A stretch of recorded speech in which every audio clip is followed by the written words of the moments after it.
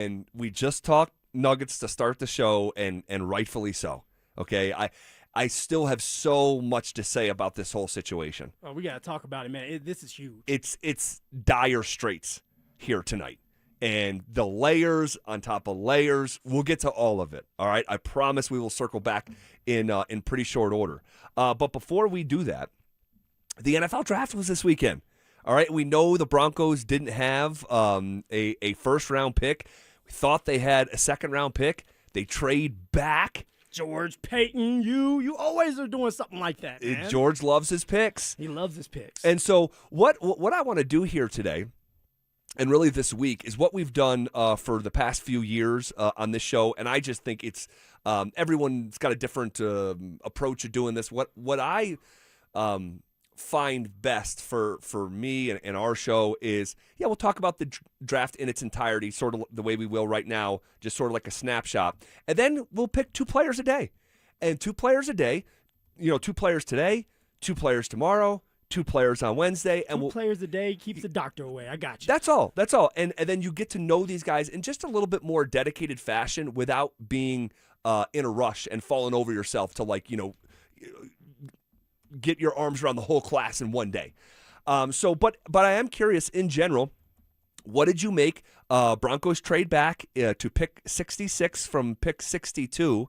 You grab a defensive tackle out of Texas A&M. All right, Tyler Onyedem. You have a running back. Man, I can't wait to talk about this young man, Jonah Coleman from Washington. And then the other 4th-round pick, Coleman was a 4th-round pick. The other 4th-round pick, Cage Casey. They go offensive line. All right, fortify the trenches with their 1st and 3rd pick. And then they go a pass-catching tight end in the 5th round, Justin Jolly out of NC State. And then in the 7th round, they had 3 picks. So at this point, these are lottery tickets, right? Miles Scott, a safety out of Illinois. A Dallin Bentley, tight end from Utah. And then finally, Red Murdoch, a football player. Oh, this guy forcing fumbles at Buffalo with the Mr. Irrelevant pick at inside linebacker. What'd you make of the whole class? You know what, Z? Honestly, every single pick and the guys you just got done naming are great football players. We talk about, and I say great, I mean just like X's and O's. They're going to work their butts off. They love football. They're not going to wow you. There's not going to be this explosive guy that's going to come out and be this superstar, but you don't need them to be. They're depth pieces this year. They're guys that are going to sit behind some really good vets and grow the right way. This is the way that back in the day, before I even got to play football, it was, where you had players that were on the team 7, 8, 9, 10 years, and the rookies that were coming in just sat behind them like a redshirt year. Right. And by year 2 or 3, they were ready to play, and they were understanding the game of football at the professional level. And so the Denver Broncos are doing it the right way. So you added a bunch of good football players that are going to star in their role, do their part, and grow up under the vets. And the defensive tackle, all right, to start with him. All right, fast, agile, strong. And he gets to sit behind Zach Allen. But he's not going to just sit behind Zach Allen. He's going to play at times, not as much as John Franklin Myers. John Franklin Myers was a vet. He was really good. But let's just say 20, 25, maybe 30% of the time he's in there and just doing his job. Sure. They're not asking him to do more than what they want him to do, which is maybe stop the run. Maybe it's, hey, you go out there, you go attack and try to get yourself a sack. Get used to the game at the professional level. Yeah, and we'll talk about Tyler Onyedem here in more dedicated fashion at the top of the hour. We'll hear from George Payton, Sean Payton. But in general, a lot of people hated this pick. Hated it. And, a few things. One, in the weeks and even a couple months leading up to the draft, we talked about defensive tackle in dedicated fashion multiple times. And you and I were on the same page. We had no problem at all going defensive tackle. We did the exercise. What's the most grooved pathway for the 62nd pick to start? And more likely than not one of these rookies that we thought was going to be in the 2nd round, now even more so in the 3rd round, was going to come on and start. No. So you're in a position of luxury from the standpoint of where your roster is at. So I didn't have any issue with the pick. I know people were upset online. It's 2026. People are always upset They're online. always mad, especially at you, Z. They're always mad. Oftentimes. But you had no issue with this, right? No, come on. It's the defensive tackle. Keep a strength. All right, you lose John Franklin Myers, like I said earlier. You're getting the guy that's going to learn under Zach Allen, and hopefully in a couple years he's a starter.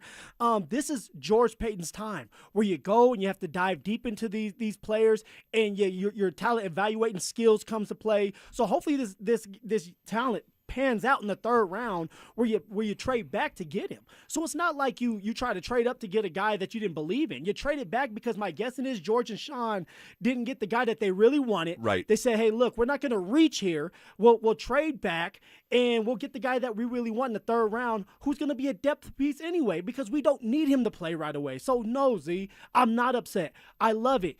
Coach Vance Joseph should love it as well. That's another piece for him. And honestly, Zach Allen should love it because now, dude, you're in your career where you've made all the money in the world. Oh, yeah. You have the stats. You know you're solidified. Now you get to help a young guy and mold him into a really good player at some point. That's your job now. I do wonder. And I think I might try to figure this out here. And I think I'll be able to. I hope so. And I'll share it with you guys if I do. But I do wonder, as you're sitting there at number 62, and you see who was picked at 61? It was Max Clare, the tight end from Ohio State. Yeah. The Rams pick him up. And I do wonder if that was their target. Or even Emmanuel McNeil-Warren, which we had discussed as well. We saw him getting mocked to the Broncos at the end of the first round before the Waddle trade. He went 58th overall. And as you sit there at 62, like, man, you want to know what? We'll just gather another pick. We'll move back a little bit. We don't think people are going to go, grab our guy from Texas A&M. So, and again, I'll try to find out that. But yeah, I had no issue with it. And you went into the draft with a couple things that you feel like you needed, right? Tight end was one of them. Check. Well, you got two of them. There you go. Running back was one of them. You got him. You got your good one too.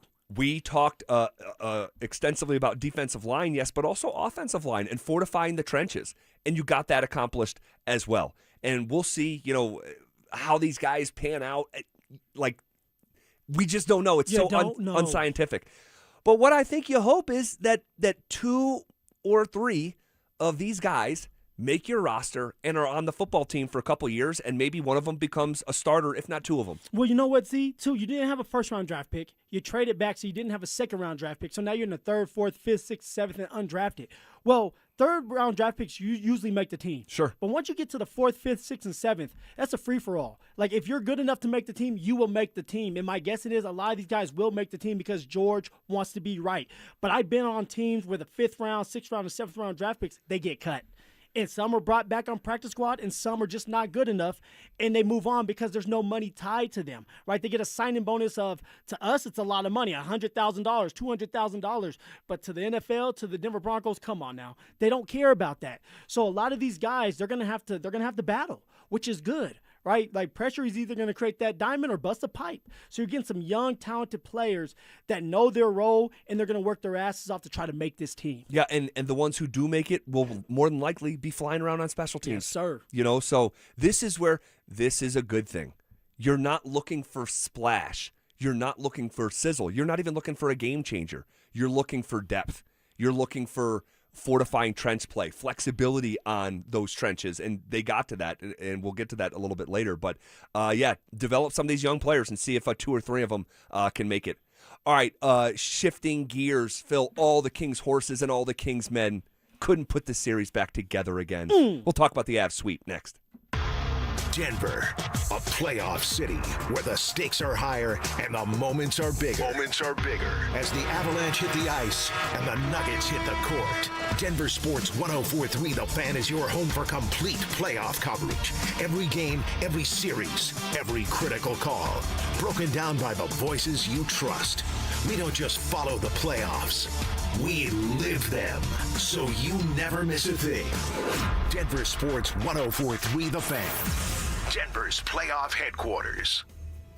What is going on, guys? I know there's at least 50 of you listening to me right now who are thinking about popping that question here soon. And if that's the case, then you need to head over to my guys at Williams Jewelers, the one and only Williams Jewelers. And let me save you some time and money by telling you something as simple as this. Whether you're starting your next chapter with your perfect diamond engagement ring, or celebrating a new milestone, or finally just doing something special for yourself for once, this is where it's all going to begin for you.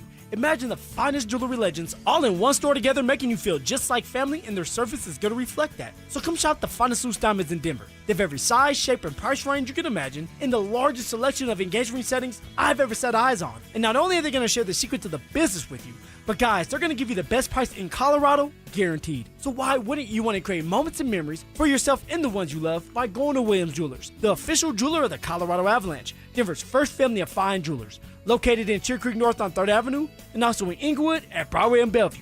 And don't forget to mention my name, Phillip Lindsay, when you step through one of those doors. A multi-billion-dollar settlement is paying claims for up to 21 years. If you were exposed to weed killers at work or at home, your rights are affected. If you or your family has or had non-Hodgkin lymphoma, you could receive $6,000 to $165,000 or more. This settlement impacts you even if you're not sick, because this blood cancer can take 10 to 15 years to appear. If you stay in the settlement, you give up your right to sue. Learn more at weedkillerclass.com or call 888-403-8201. Paid for by the Roundup Settlement. This is the story of the one. As a maintenance tech at a university, he knows ordering from multiple suppliers takes time away from keeping their arena up and running. That's why he counts on Grainger to get everything he needs, from lighting and HVAC parts to plumbing supplies, all in one place. And with fast, dependable delivery, he's stocked and ready for the next tip-off. Call 1-800-GRAINGER, click Grainger.com, or just stop by. Grainger, for the ones who get it done. What is it, boy? Someone need help? Someone in trouble? Oh, okay. So you just want me to get Progressive Auto Insurance because their collision coverage covers up to $1,000 in vet bills if you're injured in an accident? That's it? Okay, calm down. Let's not resort to name calling. Progressive's collision coverage helps pay for care for your pet when they're in the car during an accident. No, you're right. Sorry, I shouldn't have said calm down. Progressive Casualty Insurance Company and Affiliates. Coverage included with purchase of collision coverage and subject to policy terms. A multi-billion-dollar settlement is paying claims for up to 21 years. If you were exposed to weed killers at work or at home, your rights are affected. If you or your family has or had non-Hodgkin lymphoma, you could receive $6,000 to $165,000 or more. This settlement impacts you even if you're not sick, because this blood cancer can take 10 to 15 years to appear. If you stay in the settlement, you give up your right to sue. Learn more at weedkillerclass.com or call 888-403-8201. Paid for by the Roundup Settlement. Hey, what's up, guys? It's Zach here for 5280 Exteriors. Have you heard of something called WUI compliance, or Wildland Urban Interface? It's a new statewide standard in Colorado. Starting this year, every home will be assigned a fire risk category. Some building departments will begin enforcing WUI rules, so your next siding, decking, roofing, or window project may come with new requirements. Call 5280 Exteriors today, and they'll walk you through the updates, help you stay compliant, and find out what zone you're in. 5280 Exteriors, the altitude of quality. You can't always predict what's next, but you can be ready for it in a BMW SUV. The performance-driven X1 comes built for every journey, while the X3's sporty design and innovative technology keep your drive connected. The X5 blends performance with a commanding presence, or make it even bigger with 3 rows of luxurious seating in the X7. For every road, there's an X built to drive it.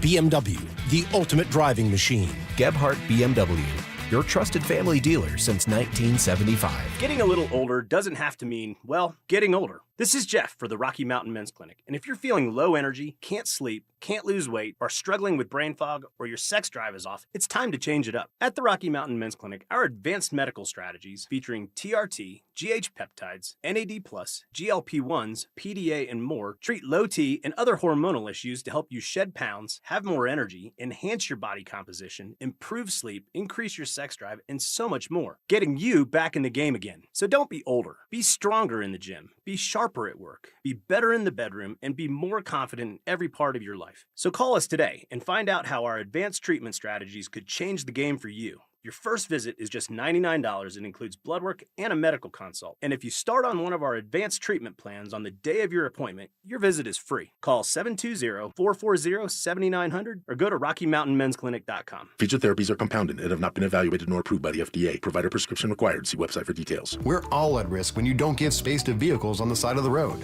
Move over or slow down. Put yourself in their shoes. This could be you someday. Brought to you by the Colorado State Patrol. This segment on 104.3 The Fan's brought to you by Williams Jewelers, the official jeweler of the Colorado Avalanche. Denver Sports 104.3 The Fan presents The Drive with Zach By and Phillip Lindsay.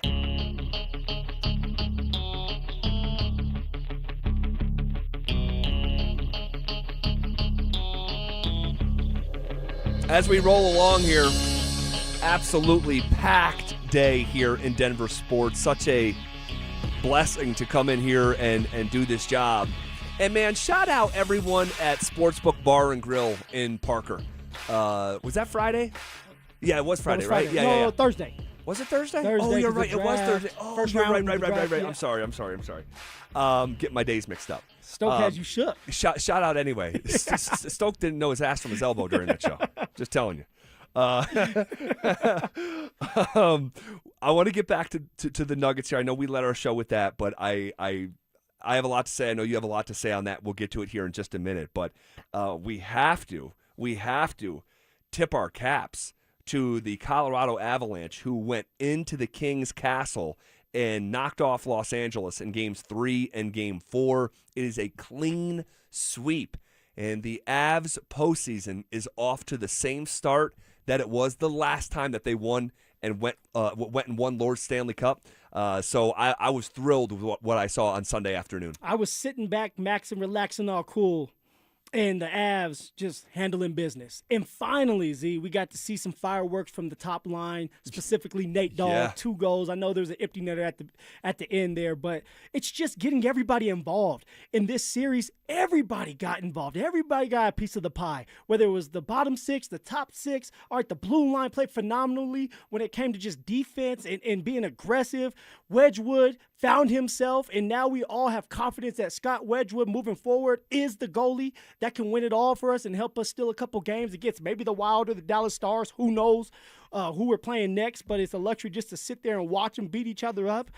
Z, so it was fun. The game yesterday was fun to watch, and it was just enjoyable because you knew that the Avs had in their head that we're going to finish this off. Yep. We're not playing around, yep, and we're going to get ready for the next round. Yep, and they get started with that McKinnon goal. And then when Kale made it 2-0, and you're in a closeout game, and by the way, that's 2 straight games getting on the score sheet for Kale. So you love to see him sort of awakening here, along with Nate. That was the first goal of the series for Nathan McKinnon. Yeah.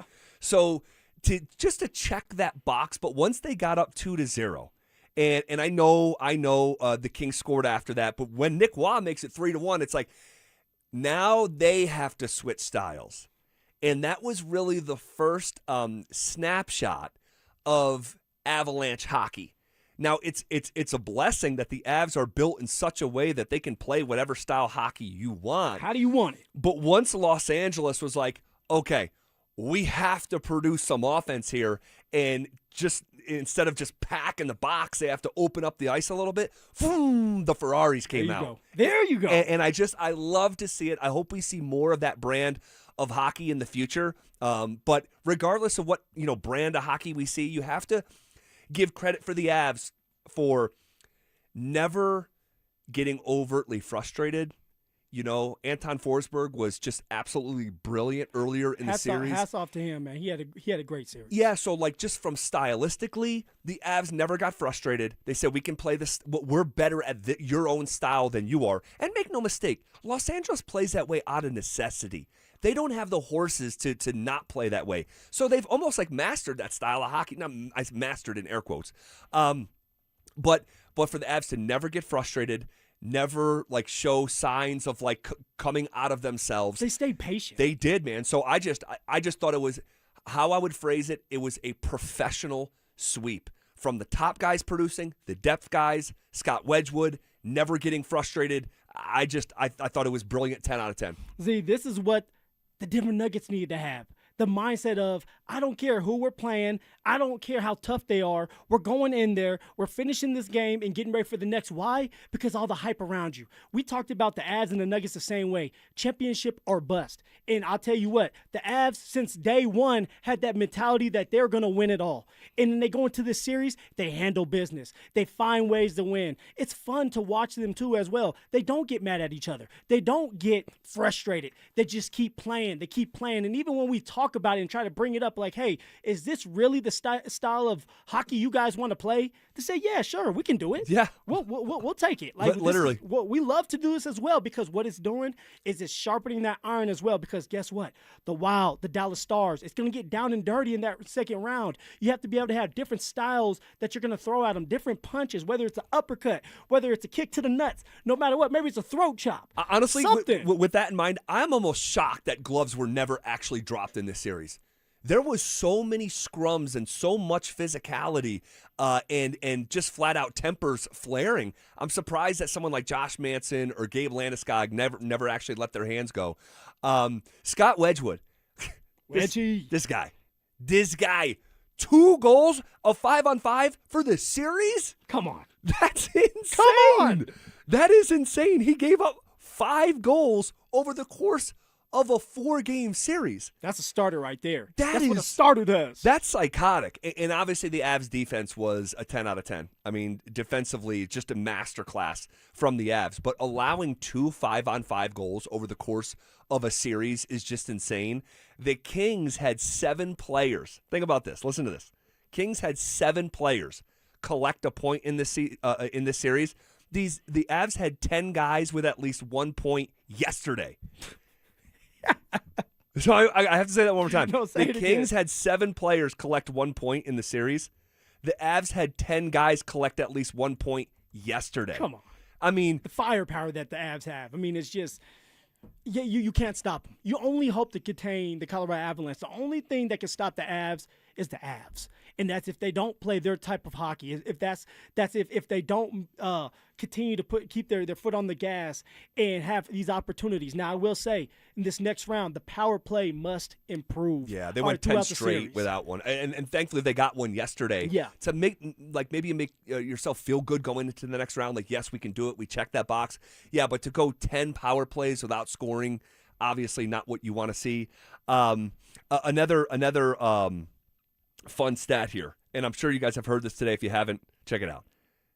Over the course of a series, the Avs trailed for 3 minutes and 21 seconds. I mean, how much hockey did they play, right? It's 60 minutes, right? Yep. So what is that, 240 minutes of hockey? Right? 60 times 4 games, 240, and then they went to overtime. Remember, what was that, game 2? Yep, and then Nicholas Waugh. Yeah, Nicholas Waugh went 6 or 7 minutes. So you're talking about playing like 246 minutes, 247 minutes, whatever it was.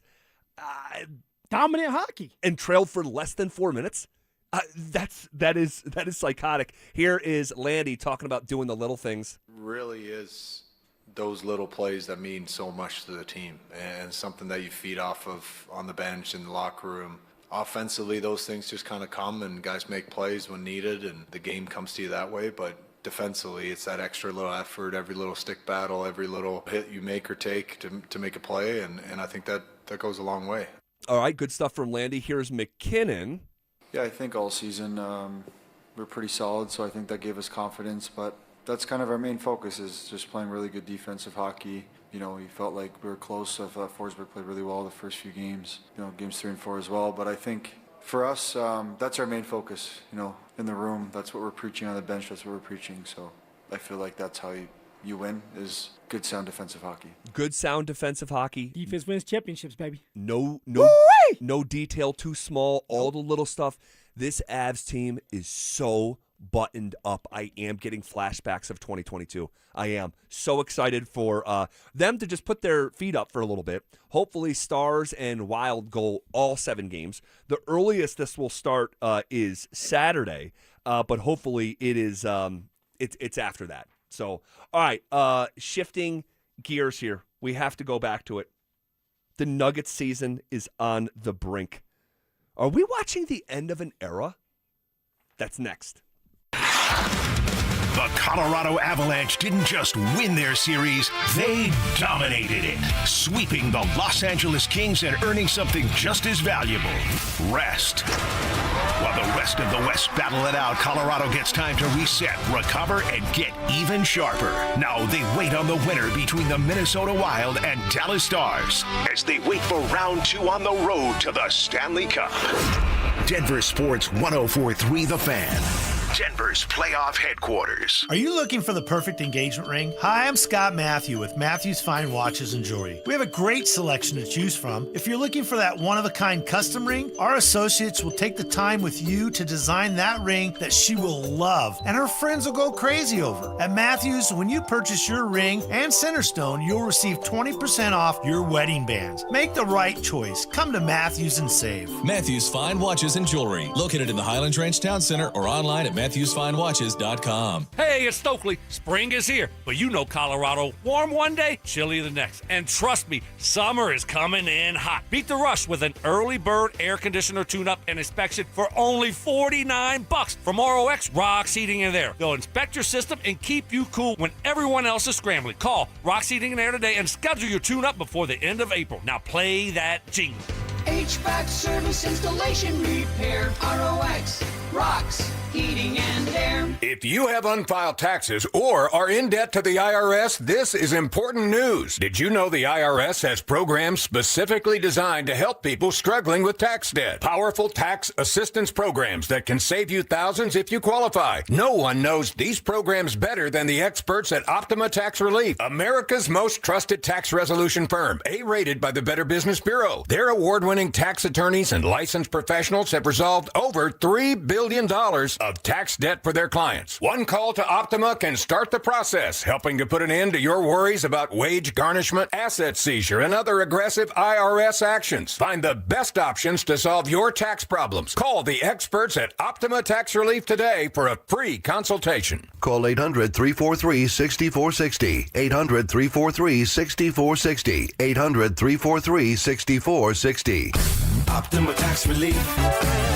Some restrictions apply. For complete details, please visit OptimaTaxRelief.com. The cost of living isn't just high, it's exhausting. If you've been leaning on credit cards lately just to cover the basics like groceries, gas, and utility bills, you're essentially paying a survival tax of 20% interest or more. Why keep handing your hard-earned paycheck to the big banks when you could keep it for your family? My friends at American Financing have a better way. They're helping homeowners tap into their equity to pay off high-interest debt with mortgage rates currently in the 5s. On average, American Financing is saving their customers $800 a month, nearly $10,000 a year back in your pocket. It's not just a loan, it's a total financial reset. It takes just 10 minutes to find out what you could save. No upfront fees and no obligation to talk to a salary-based mortgage consultant. Here's the kicker. Start today and you could even delay 2 mortgage payments. American Financing, America's home for home loans. Call them at 303-695-7000. That's 303-695-7000 or visit them online at americanfinancing.net. NMLS 182334, NMLSconsumeraccess.org. APR for rates in the 5 start at 6.327%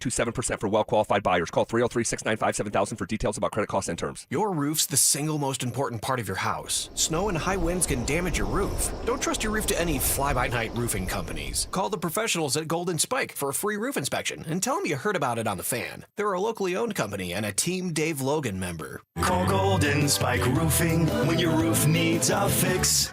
303-942-1386. Golden Spike Roofing. This is the sound of Claire, cooking dinner at home. And that's the sound of a fraud alert from Wells Fargo, flagging a charge for a pricey restaurant in Paris. Considering Claire isn't in Paris right now, that seemed odd. To the bank and to Claire. 2 taps later, Claire says nope to the charge, and Wells Fargo is on the case. However you make money work, Wells Fargo can work with that. Wells Fargo Bank, N.A., member FDIC. Listen up, Denver. This hour's keyword is center. CENTER. Text center to 303-713-1043 right now, and you could win a $50 Dick's Sporting Goods gift card and qualify for the $1,000 grand prize. That's center to 303-713-1043. By texting, you agree to receive an automated marketing message from DenverSports 1043 The Fan. Message and data rates may apply. For complete rules or to enter the keyword online, visit www.denversports.com/keyword. You're listening to The Drive with Zach By and Phillip Lindsay on Denver Sports 104.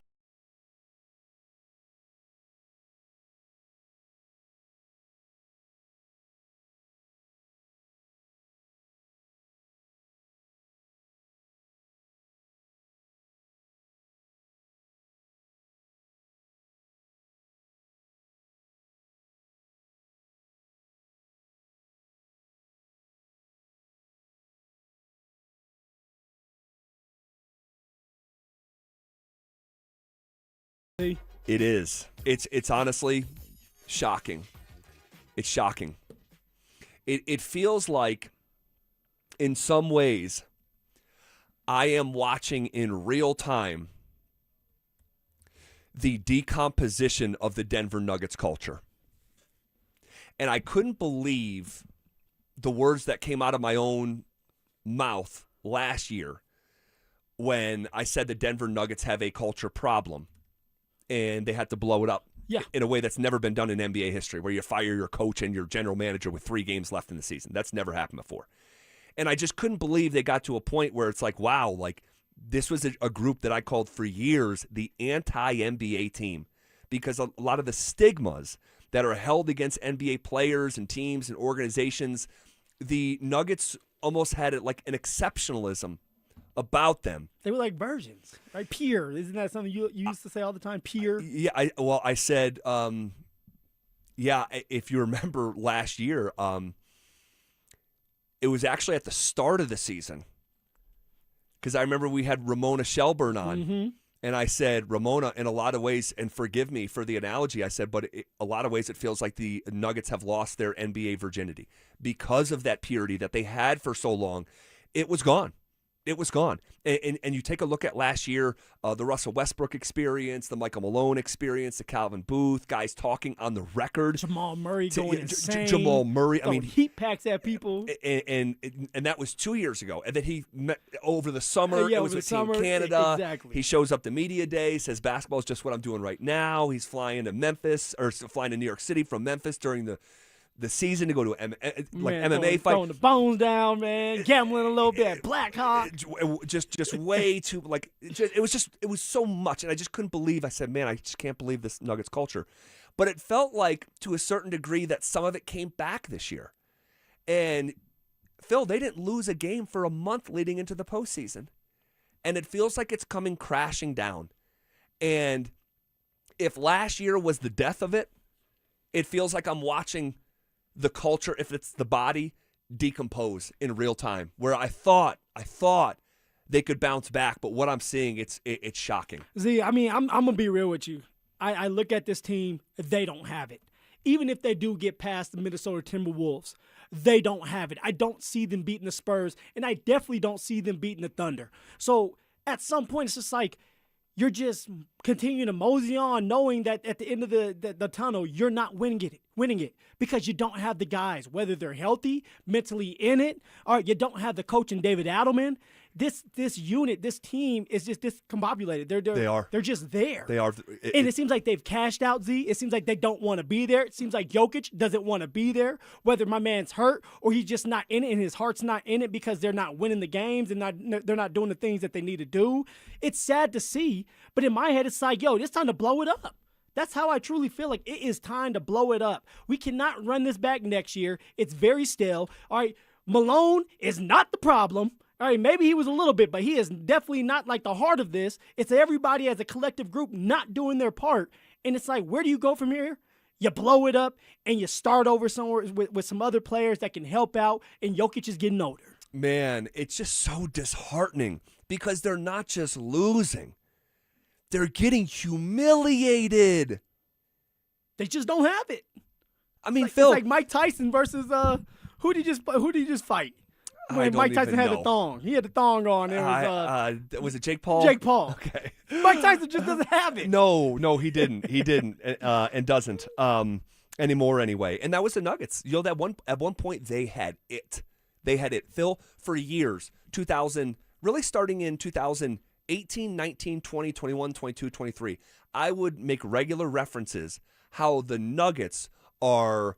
Let me see if I can get this phrase right because I usually botch it. They're greater than the sum of their parts, in that if you look at just each individual in a vacuum, it's like, this is an okay player, this is an okay player, this is solid play. But then you put them together and it was like, there's something here. They had a certain specialness to them. And that's gone. That's just gone. And right now, I think it's the opposite. That if you look at the Nuggets players in a vacuum and look at each individual, you say, good player, good, and then you put them together. It's like, why isn't this working at all? Like water and oil. Phil, there not was matching. there was a possession on Saturday where the ball snapped around the perimeter. Bang, bang, bang, bang. Leads to a wide open three. I even forget who shot it. I think it was Cam Johnson, and he made it. At the beginning of the game. It was. Yeah. And I looked at the possession, and I think I even turned to my wife, Ashley, and said, I haven't seen a possession like that in a while. That ball used to fly around. The comp that used to get made with the Nuggets was the San Antonio Spurs. And no one snapped the ball around like San Antonio.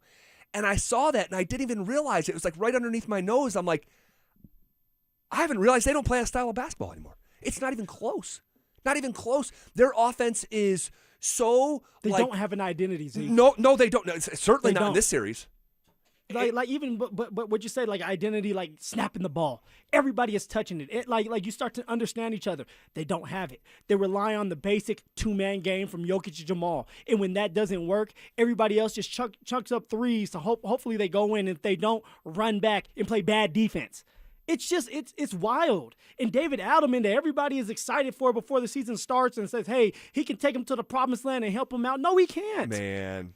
No, he can't. He's not a leader. Dude.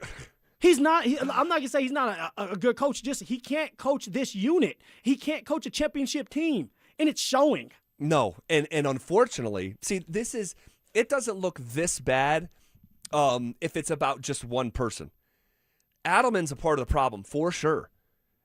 A big part of the problem. And look, it's not about victory laps, but I freaking warned everyone that listens to my voice into this microphone, this is not the route that they should go. Okay? But secondarily, Nikola Jokic has been awful. He's been a disaster. And I thought on Saturday night, he embarrassed himself. And by the way, that's how most of the NBA community is viewing this. Only here in Denver is it, no, Jokic did the right thing. Dude, Jokic had 2.5 hours to show that kind of passion and determination. Okay? That's fake toughness. That's fake. I'm sorry. That's fake toughness. Oh, it was cringeworthy. It was bad. It was bad. And so Jokic goes 0 for 5 in the fourth quarter. If you combined the collapse in Game 2 along with Game 4 and just look at the fourth quarters, Jokic is 1 for 13 in those two massive, and because those right now are the two biggest losses of the series, Game 2 and Game 4. And if you look at the last 3 games, I can't believe this is real. Jokic is 23 of 68. That's 33%. He's missing nearly 7 out of every 10 shots that he makes. When it comes to his performance from 3, Philly's 3 for 20 in the last 30 games. That's 15%. Like Phil, and here's the thing: they're not contested threes. They're begging him to shoot open threes. He's shooting them and missing them over and over and over. Here's another wild stat for you. The last 9 quarters between Nuggets and T-Wolves, all right, with Jokic and Gobert on the floor, all right, so 9 quarters. So that's basically 2 games plus a quarter, all right, when Jokic and Gobert are sharing the floor. Minnesota's winning those minutes by 30 points.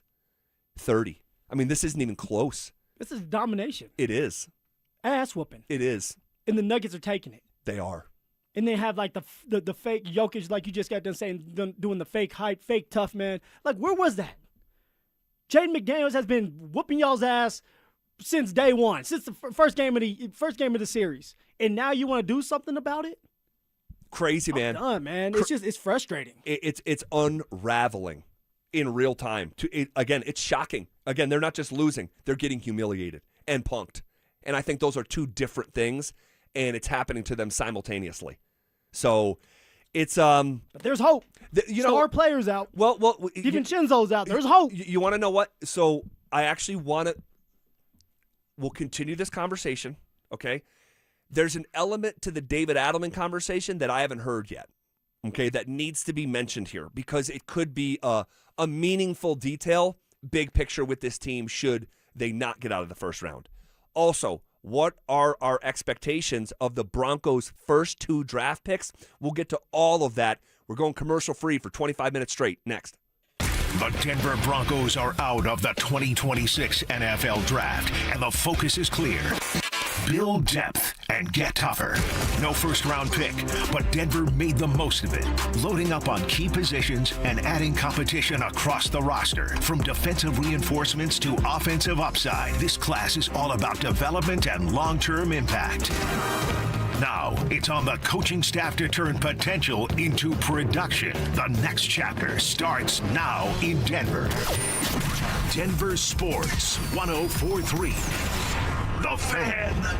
Max HELOC is a game changer and can lower your bill significantly without affecting your current loan. How much savings depends on your unique situation, but you could borrow $250,000 with a payment option as low as $495 a month. Consolidate your debts and make life a lot easier. We make it easy to save, and you don't need perfect credit either. U.S. Mortgages, and our number says it all, 303 low rate. All loans subject to approval and change. License number 392126. What is going on, everybody? If joint pain is holding you back, hear me out. My friends at Regen RX in Denver are on another level, guys. They don't just do guesswork. They build a real plan for you.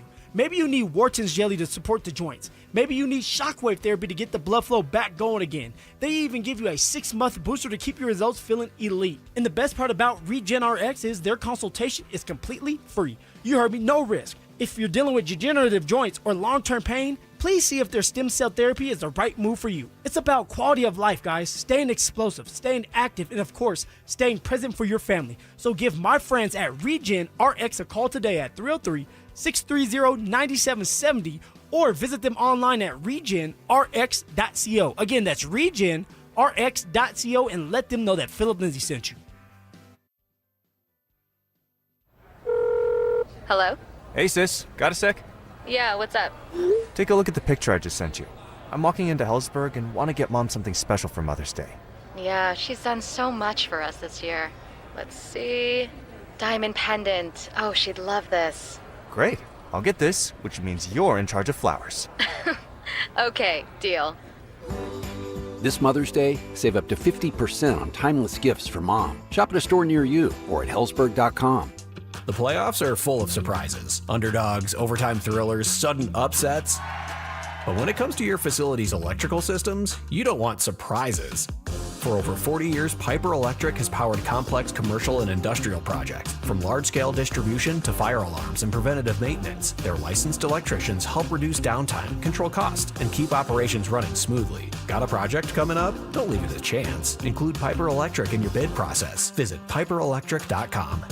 Hey, what's up? It's Zach here. And if you're looking for your new go-to spot in Centennial, the Basketball Social House is it. Award-winning food and drinks, an incredible weekend brunch, and a brand new sports bar entertainment space where you can catch every Colorado game. Even if you're not playing, it's a great hang. But if you are, their private basketball suites are unreal. Full court, lounge, music, TVs, the whole setup. And because you're hearing this from me, get half off your first private basketball suite rental. Just use code HALFOFFHOOPS. Trust me, you're going to love this place. It's the weekend, and the last thing you want is yard work. At Waterloo Turf, they help Denver homeowners trade lawn chores for more free time. No mowing, no watering, no mud.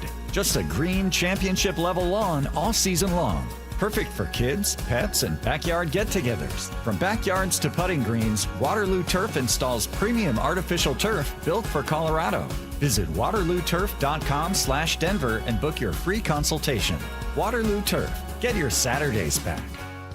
Usually when something sounds way too good to be true, it is. Imagine someone says you can cut your mobile bill in half. Sounds like a fantasy, but with Xfinity Mobile, it's the real deal, because when you have Xfinity Internet, you can cut your mobile bill in half. Plus, try Xfinity Mobile free for a year. No commitment. That's a lot of streaming, sharing, scrolling, and whatever else you can do with your phone. All for half price and none of the commitment. That means you'll save big over Verizon, AT&T, and T-Mobile. Now all you have to do is think about how you'll spend all that extra money. Call 1-800-XFINITY, go to XfinityMobile.com, or visit a local Xfinity store to switch today. Xfinity. Imagine that. Restrictions apply. Savings compared to one line of Xfinity Mobile selected to comparable plans from T-Mobile, Verizon, and AT&T as of 3/24/26. Taxes, fees, extra $30 monthly discount limited to new mobile customers only. After 12 months, regular rates Rates apply. Lowest rate for life. It's our trademarked and most innovative product in the entire mortgage industry. Lock in your savings today, and if rates fall in the future, even as little as 0.5%, we will redo your loan with no lender fees and no appraisal fee. Always have the best rate and maximize your savings. It's only at U.S. Mortgages, and our number says it all. 303 low rate. That's 303 low rate, or online at usmloan.com. All loans subject to approval and change. License number 392126. KKFN and KKFN HD1 Longmont, Denver. Powered by Regen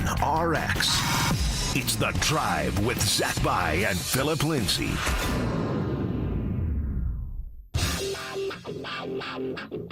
Leading off with the big story of the day, here's The Drive with Zach By and Denver, Colorado's own Phillip Lindsay. 1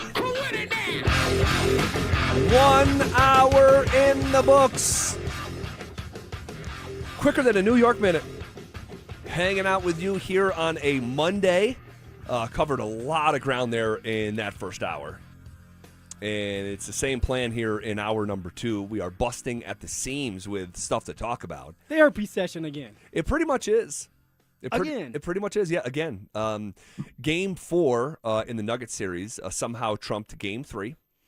And we're going to get to Broncos draft stuff here during this segment, all right? So fear not. We're going to put a quick pin in it. There's a couple other thoughts I want to get out of my head. One, what happened on Saturday night, obviously embarrassing, comes to mind. But the largest lead of that game, you know what it was for Minnesota? The largest lead was 16. You know how many points they won by? 16. And I want to bring that up because if that game continued to go longer, say there was 13 minutes in the fourth quarter instead of 12 or 15 minutes. 30 points. Yeah, the lead would just continue to grow. And so that is noteworthy. That is noteworthy because there was no effort to stop the bleeding, okay? What else I think is, and again, there's still so much to this. There's so much to this. But look, I think they're going to win tonight. They're 11.5 points favorite at home. If they don't, Adelman's going to lose his job. I'm pretty confident of that. He may even if they move on to the next round and get beat by the Spurs, he may end up losing his job because you have to look at the body of work. Can David Adelman truly bring this team to a championship at some point? And they're getting older. And my guessing is you're going to blow it up, Z. You have no choice. Are you going to stick with AG once again? But here's the thing. Third straight year of being injured? Right. And so, with that, though, the rest of the league knows that, too. So your return for AG is not what you would think. And I'm not quite saying pennies on the dollar, but maybe nickels and dimes. So as you think about the rebuild, if you want to let your head go that direction, I can't get there yet. I can't get there because the body's still warm, all right? So I'm not going to put him in the grave and nail the coffin shut. I already did that, man. You good. Well, go home. Well, here's the thing. Here's the thing. Give me the flowers. Put it down. I know you don't want to hear this. Don't piss me off today, Z. Please don't. But we've seen them do it. The last team in the NBA to come back from down 3-1 was the Denver Nuggets. And the last team before that team to come back from down 3-1 was the same Denver Nuggets. But Z, when I look at this team, it's not the same Denver Nuggets. I know. Even if they do, and this is just me, if they do come back and beat the Minnesota Timberwolves, it's because Ant-Man's not playing and DiVincenzo's not playing. Sure. So it's like, hey, here's the easiest path, right? I know. It's like everybody's happy. Why? Because the starters are not playing. It was so damn hard that they had to get hurt so that everybody has hope again. That's crazy to me. Like, that, to me, is like the weakest thing somebody could think of. Oh, we have a chance now because the star's not playing. I used to hate when a star didn't play in the game. One, I wanted to see how good he really was. Two, I wanted to be fair so that when we do beat them, or if we beat them, they can't go back and say, well, our star player didn't play. Sure. You know? And again, that's not what I'm drawing from, although that's an obvious dynamic that's right there in front of our face. Yeah. But and I keep on saying this, and I've said it throughout the year, when it comes to them either making a championship run or coming back from being down 2-1 and now 3-1, I have seen them do it. And I have seen them do it multiple times. Now, is that me drawing from historical substance? Yes. Is history today? No, it's not. That's why it's history. So I'm not like, But you're also not telling the fan how to fan. No, right? Like, no. You feel how you want to feel. If you want to have hope, you have that hope. Yes. This is just me talking. Yep. When I'm looking at this team, it looks like a heartless team that's ready to leave. It does. I'm not even giving you pushback on that. You know, Jokic doesn't want to be here, and now he's really sad because somebody stole his drawers and smelling them as we're talking about it. I don't know who stole his drawers. Dude, you can't make that up. And I know we go back to the what the hell is it? Regulators. They took my rings. They took my Rolex. I looked at them. Brother said, "Damn, what's next?" Well, it turns out it was Jokic's undies. Because they took your pride, they took your manhood, they humiliated you, and took your drawers. I heard it was Jade McDaniels that had them hanging just in his locker. I wouldn't be surprised. hanging from the telephone wires, just as a symbol for their block. Look, it's a disaster. They're like, is that a poop state? It's a disaster, but the season is not over yet. So I don't want to, because if they go out and they blow the doors off them tonight, okay. But they should. They're 11-point favorite, right? 11.5-point favorite. Yes, they are, and they should win tonight. That and if it doesn't, that tells you all you need to know about the guys just wanting to continue the season. Mm-hmm. If the guys want to continue the season, they'll win tonight, and they should win tonight going away in front of your home crowd. And then all the pressure goes back on Minnesota for Game 6 because you lose Game 6, you're coming back to Denver. So despite being down 3-1, they don't have a star guy going, they don't have a top role player going, and 2 of the next 3 games are in Denver. And as you move into the second round, should that happen, the complexion and the fabric of the series changes. It's a different fight. It's a different matchup. And so look, the season is not over yet. I've seen him do it before. But, Zach, you also cautioned us about Dusomo. I did. You also did that. And while everybody else was getting ready for the game, you said, hey. This is before Game 1. Before Game 1. Dusomo. Yeah, I said of any X Factor, because we're previewing the series and going over X Factors, and you said if there was one guy who could be an X Factor for Minnesota, who would it be? And I said Ayo Dusomo. And there he was. With confidence, too. And I'm like, huh? And real talk, let's peel back the curtain. During the commercial break before that segment, I said to Phil, hey, make sure you ask me about Minnesota's X Factor. Yeah. Because I need to get this Ayo thought out of my head because he can play. Okay. The only person who didn't realize that is the Chicago Bulls. Apparently. Shocker. But and then Ayo there on Saturday goes out and literally makes NBA history. 43 points off the bench, second most off the bench in a playoff game in 50 years. Looks like a superstar. Crazy. The other thing I just want to mention before we shift gears, because a lot of people want to see David Adelman fired. I personally am not going to call for his job. I don't call for people's jobs. I think I did it one time, and it was with Nathaniel Hackett. And everybody was calling for his job. Yes. But that being said, I'm not going to call for his job because I cover the team and he's got a family and kids, and I just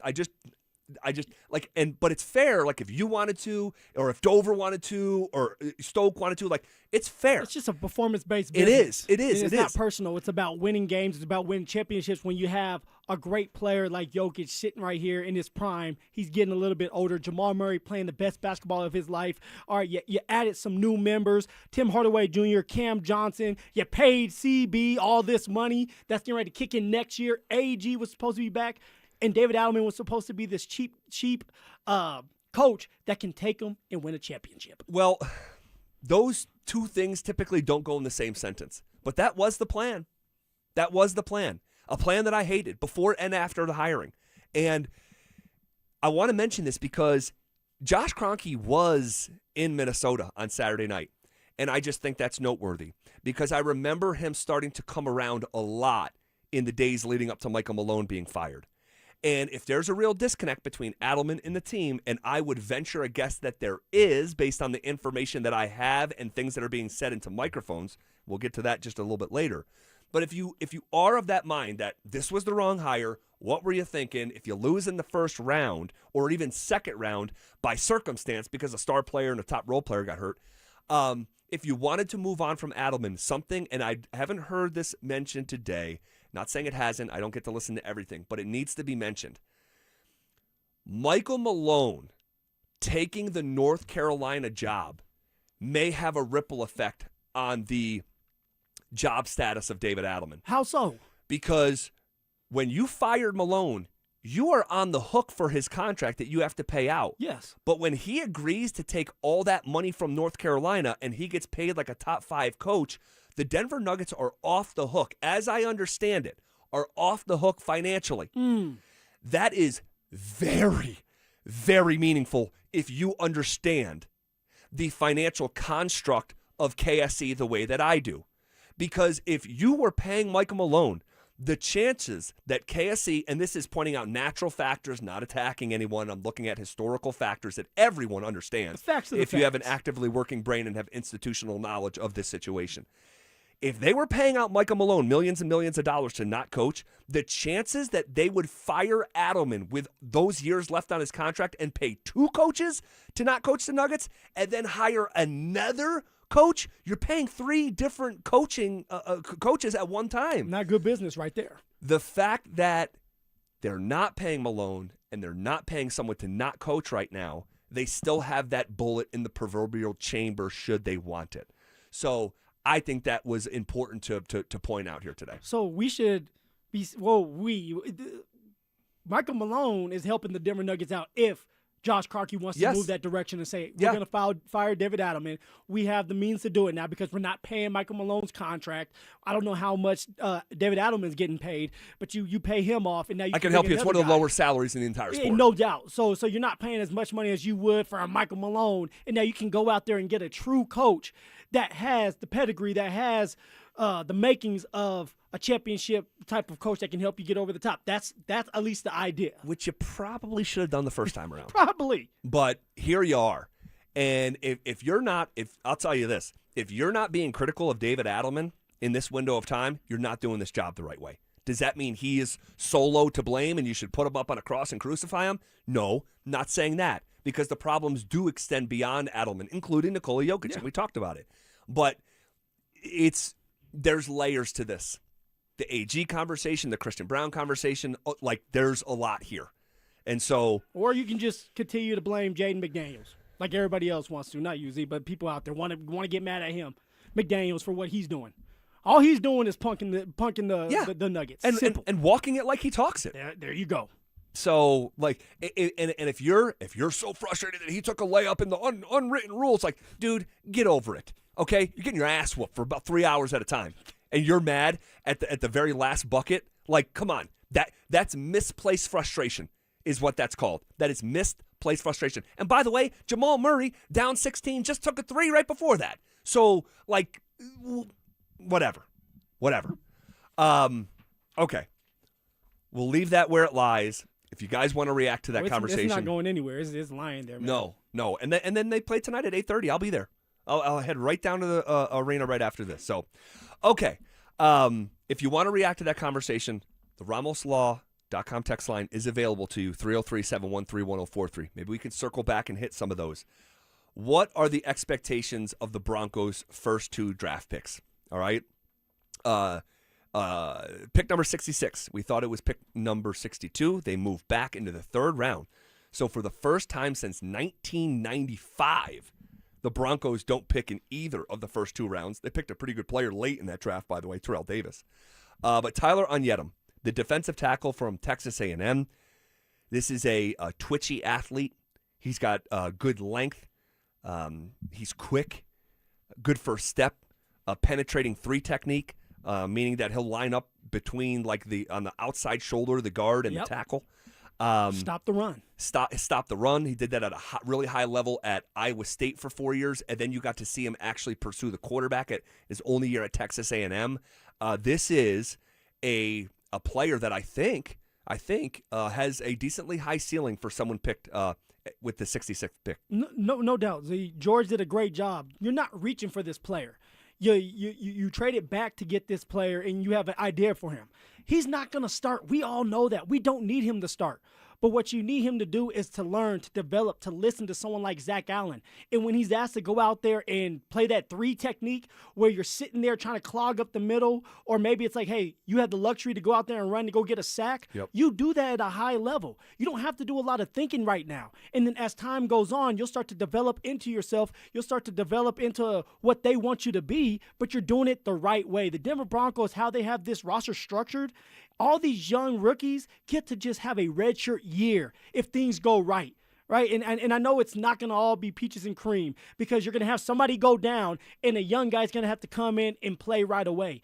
But let's just say it's not until week 8, 9, 10. It gives that player time to truly develop and see how fast the game is. All right, to see how it truly is to be in these games, how to be a pro, how to take care of your body. So the Denver Broncos are doing it the right way, and the type of players that they have brought into this building, they're good football players. All they want to do is play football. They're not looking to be this all-star, not looking to have their butts kissed, because that's not what they're there for. They're there to compete, because a lot of these players may not make the team.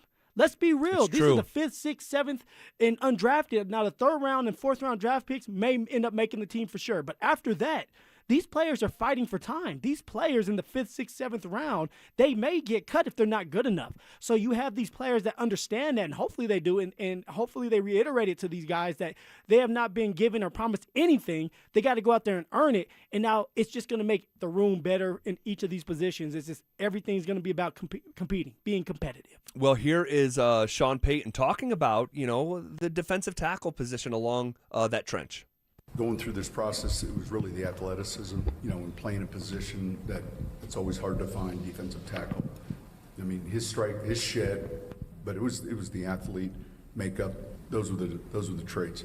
Now, I want to be clear on this as well, that Tyler Onyedum was a very good player, but he never was dominant and never shined statistically. Okay? You're not talking about someone who had 7, 8, 9 sacks in a college season. No, he's not a star player. No. But what we did see with him is move positionally in his final year, and he flashed. And I just do wonder if the information that teams had on Tyler Onyedum is so limited comparative to what they're going to ask him to do. So, they're not going to ask him to play nose tackle. Nope. He did that for years at Iowa State. So then you see what it looks like, and you get a peek, and then you see the athleticism, and it's like, okay, we can mold something out of this. So basically what I'm trying to say is long-winded way of saying they are betting on this young man's potential, athletically, and the upside at a position that you saw him play just one season, but you really liked what you saw. And you're betting it over time. It's not about this year. Right. It's a couple years from now. It's a redshirt year for this man. Although he will play, it's not like he's going to be playing meaningful minutes where he's playing 50% of the time like John Franklin Myers was. It's like, no, we're going to put you in there gradually, and as you earn time and you make plays, you'll get more reps. All right, the more confident that you get, you'll get those reps. Knowledge equals confidence equals playing fast. Once these young guys get up to par and they start to get the confidence and they're playing fast, you throw them out there. But you have the luxury this year to redshirt them or gradually throw them in there because of the guys that are already going to be starting. And even the backups that the Denver Broncos have played a lot of meaningful football. I mean, we're talking about Jahdae Barron being a backup. The first-round draft pick of last year is still the backup, guys. Let's not forget that. It's Riley Moss and Jaquan McMillan as the starters, and the backup nickel is Jahdae Barron. So you have so much depth, and that's what you're building for. You're building for depth, and that's how you win a Super Bowl. You have to have depth because by week 7, week 8, when people start going down, can that next guy do the job, or is there a major drop-off? Right. So here's Sean Payton talking about the vision for Tyler Onyedum. When we're taking a player in that spot, we discuss vision all the time. So, yeah, absolutely, they're going to come in, earn their place. But we go through this all the time after the read. Broncos vision year 1, and it was positive. Not only with the scouts but the coaches as well. So the vision year 1 sounds like you are at least the plan. Yeah. Because the plan last year was for Barron to be on the field. Yeah, the plan's in pencil, not pen. That's right. And so, but the plan right now in pencil, as you say, is to have him on the field. Now, is it 30% of the snaps? Is it 10%? I don't know. But when they talk this out, according to that soundbite, that the scouts, the coaches, they agree that you're going to see this young man's cleats in the grass. It's only a matter of time. It's only a matter of time, and it comes down to how fast can you understand the game? How fast can you understand VJ's system? Because what I've heard from a bunch of players, when it comes to VJ's system, it's hard to learn at the beginning, especially for defensive linemen because there's a bunch of stunts, understanding. But this is where you have someone like Alex Singleton and Justice Sternad who can put these defensive linemen in good situations, especially when you're young. So this is where the vets matter. So it's going to be a good learning curve for these young guys. But I'm excited to see what they look like in camp. I'm excited to see them compete. I'm excited to see them earn a role, earn a spot, earn their time on that football field. Talk to me about Jonah Coleman. Talk to me. I'm going to talk to you guys nicely. The running back out of Washington, I heard Cecil Lammey tout this guy for months and months at a time. The Broncos pulled the trigger with the 108th overall pick in the 4th round. What do your eyes tell you? I like Jonah Coleman, and I like what he brings to the table. The first thing that man talked about was pass protection. Yep. One of the hardest things for a rookie to do is pass protect because it comes down to being technically sound, but also want to. And a lot of guys don't want to pass protect on some linebackers that are 250 pounds running at you. But if you can pass protect and you can understand who you have, all right, I'm going to go terminology on you. I'm going to go some football terms, right? A center might point and say, hey, Mike 54. What that usually means is he's telling the running back that's who you have. But let's just say that Mike doesn't come. You have to be knowledgeable enough and understand with a high IQ that I have to get probably backside. So the faster that someone like Coleman understands that, the faster he'll get on the football field. Then all of a sudden you start to earn your time. Not only is he a good pass protector, Z, the man runs great in between the tackles. So now he's going to help J.K. Dobbins stay healthy because of J.K. not having to run 25-20 or 20-20, 18 times a game. Maybe that's going to keep J.K. healthy for the postseason or this postseason run that we need to have. And it keeps R.J. Harvey in his role, which is the outside runs, third down still, catching out of the backfield. It just gives you more opportunities, gives you more depth. And Coleman's going to be that guy that as time goes on, maybe he's the one that's going to push J.K. out the door next year. Very interesting. J.K. should be upset about that too. Well, speaking of J.K., here's Sean Payton on Jonah Coleman. Jonah's come in for a visit. We spent a lot of time with him. I saw something that compared his running style, and I think the comparison was J.K., and I think that is a compliment, obviously, to the way Dobbins runs, and he's a physical runner. How about that? If you're J.K., you're hearing your head coach, who just drafted a running back, replace you, say, yeah, he's like J.K. He's like a younger, healthier J.K. Well, it's just like it's the subtleness of his cutting ability. Sure. We're talking about it's the vision. I watched his film today again. He has really, really good vision. The one thing about J.K. Dobbins, he has great vision. He sees a play before it even starts. He does, and that's special. And a lot of running backs do not have that trait. Well, Jonah Coleman, ball security check, pass pro check, a downhill style. To sort of, contrast a little bit with RJ Harvey. Like it? You like Coleman? I do. I like him a lot. I remember watching him. So I had a season total over bet on Illinois to go over 7.5 and then 8.5. And they had Washington. Yeah, thanks, Brett Bielema. He screwed me. But they had Washington. I remember watching him in really dedicated fashion just on a Saturday, and he averaged like between 5 and 6 yards a carry, and was just a menace. And then obviously after they draft him, you do the dive and you see like the ability, and it's just, I'm excited about it. I'm really excited about it. So, all right, we'll hear a little bit more from Sean Payton later in today's show about Jonah Coleman. In the meantime, the Nuggets fell into a 3-1 hole over the weekend, but the Wolves lost their star plus a role player. So what do the odds say about a Denver Nuggets comeback?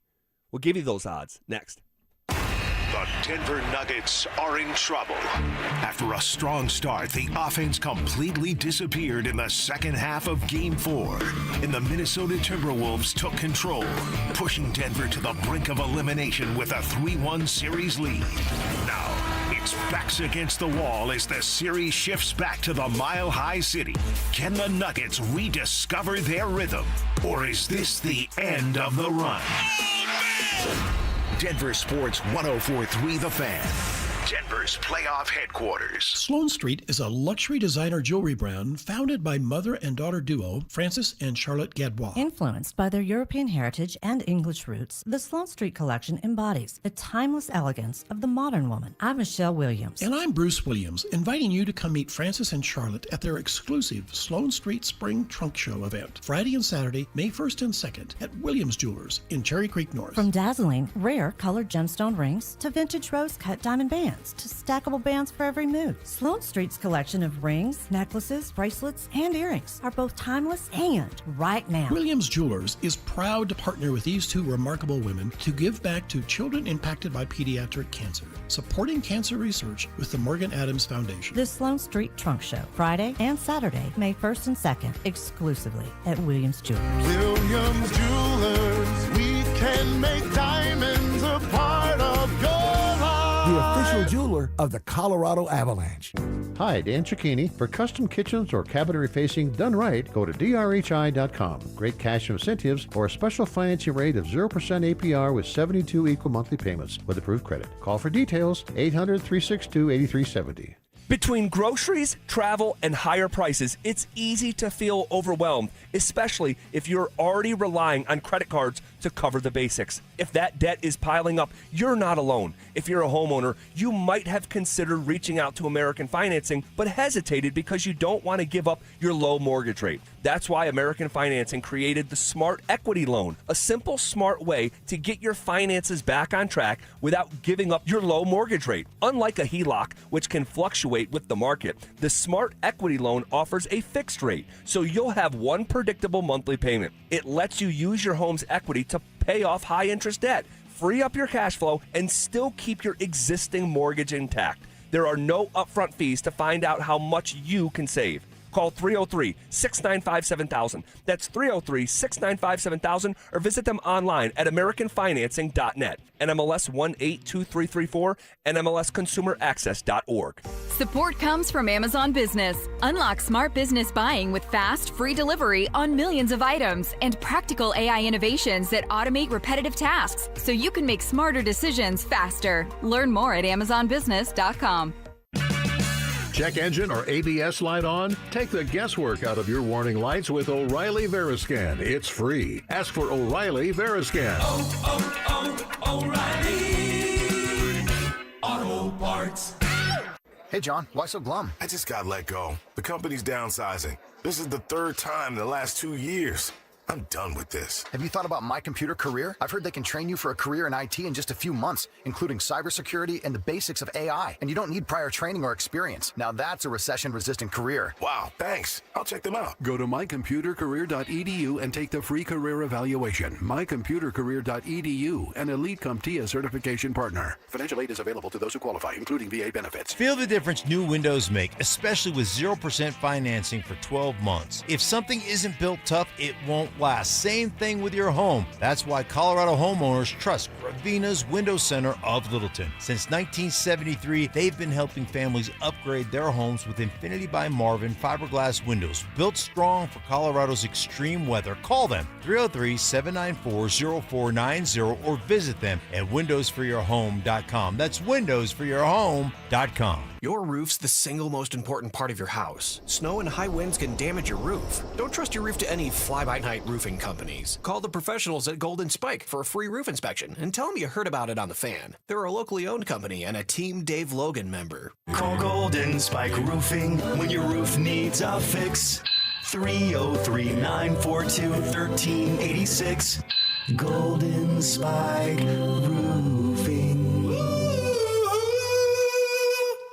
Most financial advisors only manage your money. They refer you out for taxes, they refer you out for estate planning, they refer you out when things get complicated. Did they really vet that person? Or did they meet once, exchange business cards, and call it a partnership? A referral isn't accountability. It's a handoff. When your investments, taxes, and estate plan are built separately, gaps happen, and those can cost money. At Trajan, we didn't build a referral network. We built a family office for all. Wealth, tax, estate. One team delivering coordinated planning, once reserved for the ultra-wealthy. If you want real coordination and not just introductions, call Trajan Wealth today. Call Trajan today at 720-204-8100. That's 720-204-8100.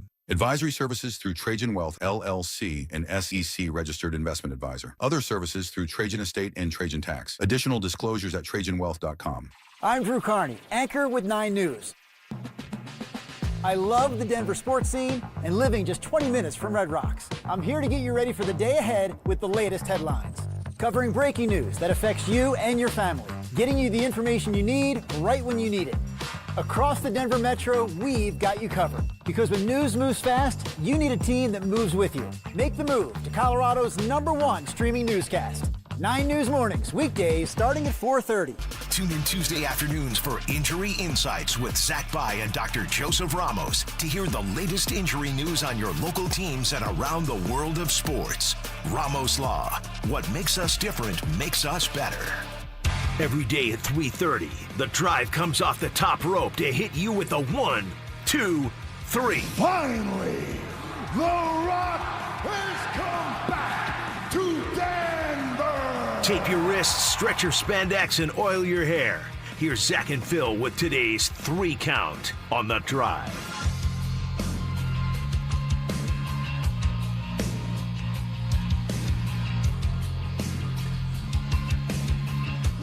All right, let's come off the top rope with it. There it is. There we go. All right. Happy Monday, guys. Thanks for being here with us, doing some draft talk, some Avs sweep talk, and doing some Nuggets therapy. Speaking of the Nugs, obviously down 3-1. All right, it's close to a disaster. If it's not a full-blown pull the fire alarm, we could get there in pretty short order. Pull that damn fire alarm, Z. Pull it. God almighty. I can't get to it. Pull it. So what do the odds say? Well, I can tell you for tonight, the Denver Nuggets are a massive 11.5-point favorite. If you wanted to bet them on the money line and just bet them to win without laying points, all right, you would basically have to fork over $500 to win 100. So that's how much the odds makers, or we used to say the experts in the desert, they love the Nuggets tonight. For the series, and this is crazy because they're down 3-1. And history says, I'll actually give you the numbers here. History says slim to no chance, right? Yeah, let me just give you the history here. Since the NBA switched to their current playoff format back in 1984, teams trailing 3-1 are 9-197. Damn. Now, the Nuggets are responsible for 2 of the 9, all right? But the odds that the Nuggets come back, it's actually kind of crazy. Well, depending on what your vantage point is. They're plus 138.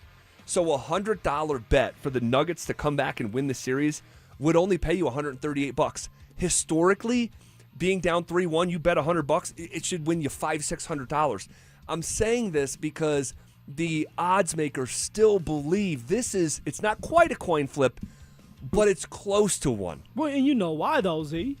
The only reason, of course, he's not in. The superstar's not in for that team, right? DiVincenzo, their best player coming off the bench, their spark player. That was nuts, dude. Dude, that sucks. 90 seconds into the game. It's just like, it's happening, more often. And it's just like, what in the world's going on? And I can't explain why. These guys are doing these same moves every single day, and then all of a sudden you go to launch a little bit more and you rupture your Achilles. It's scary. It really is. And honestly, credit to Aaron Gordon. What a warrior. You're pushing it. You have a calf, right? And you have that sore calf that could often lead to an Achilles. Ask Tyler Halliburton ahead of Game 7. Stiff calf, sore calf, pop. So then you're playing through it, and then you see it happen to somebody else. Like, dude. You know it was in the back of his head. Brother. He's like, man, let me go ahead and sit my ass on this bench. Dude, when you see something like that, have I ever told you my alumni story with one of my teammates and what happened in our warm-up line? Yes, you guys were like dunking. He went to do a dunking, right? Yes. This was like 2018. I went back to Albany, New York, and I played in the alumni game where the alumni of the College of St. Rose plays the current team. And it's just a tradition and whatever. You get smacked. Y'all get smacked? We didn't get smacked, but we definitely lost. Those were young bulls, man. I remember feeling their hard bodies like, damn, I used to feel kind of like that. But Yeah, so my buddy Brian, he's in the layup line, right? And he's much older and he's put on weight, and he goes to dunk and he goes to lift off, and his ACL blows out in his left leg, and he's in the air. So his natural reaction is to lift that leg, and so it doesn't come down, and he puts his right leg down, snapped his right leg in half, bone sticking out of his leg. Damn. So his knee exploded, meniscus, MCL, and Everything. ACL on the left side, and then on the right side, a compound fracture where the bone is literally sticking out of the leg. I've seen a lot of gruesome basketball injuries. I've never seen the paramedics come and shoot someone up with morphine while they were laying on the gym floor. But anyway, I'm mentioning that because you should have seen the guys after that. They're tiptoeing around, right? So for Aaron Gordon to have a sore calf, play through it, risk injury, see someone else pop their Achilles, and then continue to play, for all the criticisms that you can have against the Denver Nugget players, whether it's Jokic or Tim Hardaway Jr., Cam Johnson, Christian Brown, let's just save a compartment of toughness for Aaron Gordon. Man, AG, does he play tonight? Does he play tonight after seeing that? I watched that guy play a Game 7 on a grade 2 hamstring 48 hours after it happened. I bet he plays. He plays tonight. How about you? Yeah, I think he plays. I think for everybody that want him to play, David Adelman knows if he does not win, my guessing is he's out of a job. So he's like, I don't care. Everybody's just playing. And for AG, he's going to look at his team and be like, I'm doing it for you guys. This may be the last time that I'm with this team. So I'm going to go out there and give everything I got. Yeah, man. All right, so right now they're down 3-1. How does this end, in your opinion? In my opinion, they're not ready for it, Z. They're going to get beat tonight. Tonight? Oh, my gosh. They're going to get beat tonight. Dude, if they lose on their home floor. It hurts me to say I want them to keep winning. No, I know that. I know that. But somebody out there is like, oh, it feels a hater. No. No one can be labeled a hater right now after what we've seen in games really 2, 3, and 4. I just think, like, do they have it in them? Do they have it in them? Oh, my God. Well, first of all, if they lost tonight, it would be arguably the worst loss in the history of the team. You can't make it out of the first round, and it doesn't happen in 7 or 6. It happens in Game 5 on your home floor, and they're missing their star. That would be, wow. That would be catastrophic, cataclysmic. Hey, Io's the star now. The guy that you cautioned everybody about. He's a bad dude. He is a bad dude. Nuggets at 7. You said what? Nuggets and 7. Oh, here we go. I see you. You guys behind the glass. I see you flapping your wings. So we have a guy I really love running into here at the station, Colin Zanker, aka Light Switch, and he's filling in for Dante today, mercifully. And we have Drew also behind the glass. How does this finish up, boys? I got to be honest. I have no idea. There's a big part of me that says the Nuggets respond tonight and actually blow out the Timberwolves and take this thing to Game 6 where they lose in Minnesota. There's another big part of me tonight that says, you know what? They're already booked for Cancun. Like, they're done. I legitimately have no idea how this thing's going to go down. But my thought is, I actually, deep down, I think if they do win tonight, I think you're right. I think it's Nuggets in 7. And truthfully, it should be. Of course it should be. I mean, you don't have Anthony Edwards. You don't have Dante DiVincenzo. By the way, it's not like Anthony Edwards has been this big factor in this series to begin with. No, he's been inefficient. He's averaging 18 points a game in this series. On what percent shooting? Like 30-something, I bet. I can't pull it up. Whatever. I'm not looking right now. Yeah. But it's bad. But Anthony Edwards still takes some concentration off the Nuggets defense. You still have to focus on him. Without Edwards, without DiVincenzo, this team has a spark coming in. That Minnesota team can't compete with these guys if they have the motivation, which I would believe coming into this game they will. If we see it tonight, they're going on with the series and winning it in 7. Sometimes the Nuggets need to feel their mortality, just hanging in the balance to respond. I get it. Bullies. They're bullies. They like, oh, the big boy's not here anymore. Let's go ahead and beat up on his little brother. We'll see how it shakes out later this evening. Drew, you have a unique story there behind the glass that I'm not sure that I've heard about. Go ahead and summarize it I for do, us. yeah. So are you guys familiar with the name Brendan Sorsby? Yeah. Quarterback was at Cincinnati. Yeah. Transferred to Texas Tech in the offseason. Well, turns out he checked in today to a rehab facility for gambling addiction. No way. Uh-huh. Now, it's starting to come out that the NCAA has been actually investigating him for placing bets all the way back to when he was a redshirt freshman at the University of Indiana. Oh, my gosh. Betting on Hoosiers football games. and it sounds like the same thing was going on while he was at Cincinnati as well. Wow. Not a good look for a dude that's going to be, heavily in the conversations here, because what did Texas Tech miss out on last year? They were a really good team, didn't have a quarterback. Now they got a quarterback, and now he's dealing with all this stuff. This is going to be an interesting story to follow. And then all of a sudden, he puts himself into rehab. Yeah. You think that is so that he doesn't get in trouble by the NCAA? Or it's like, hey, be. I'm trying to help myself I have an before it gets addiction. out there? He has an addiction, Because people view this different ways, but hey, I have an addiction. This is out of my control here. I'm an addict. Yeah. I have a disease.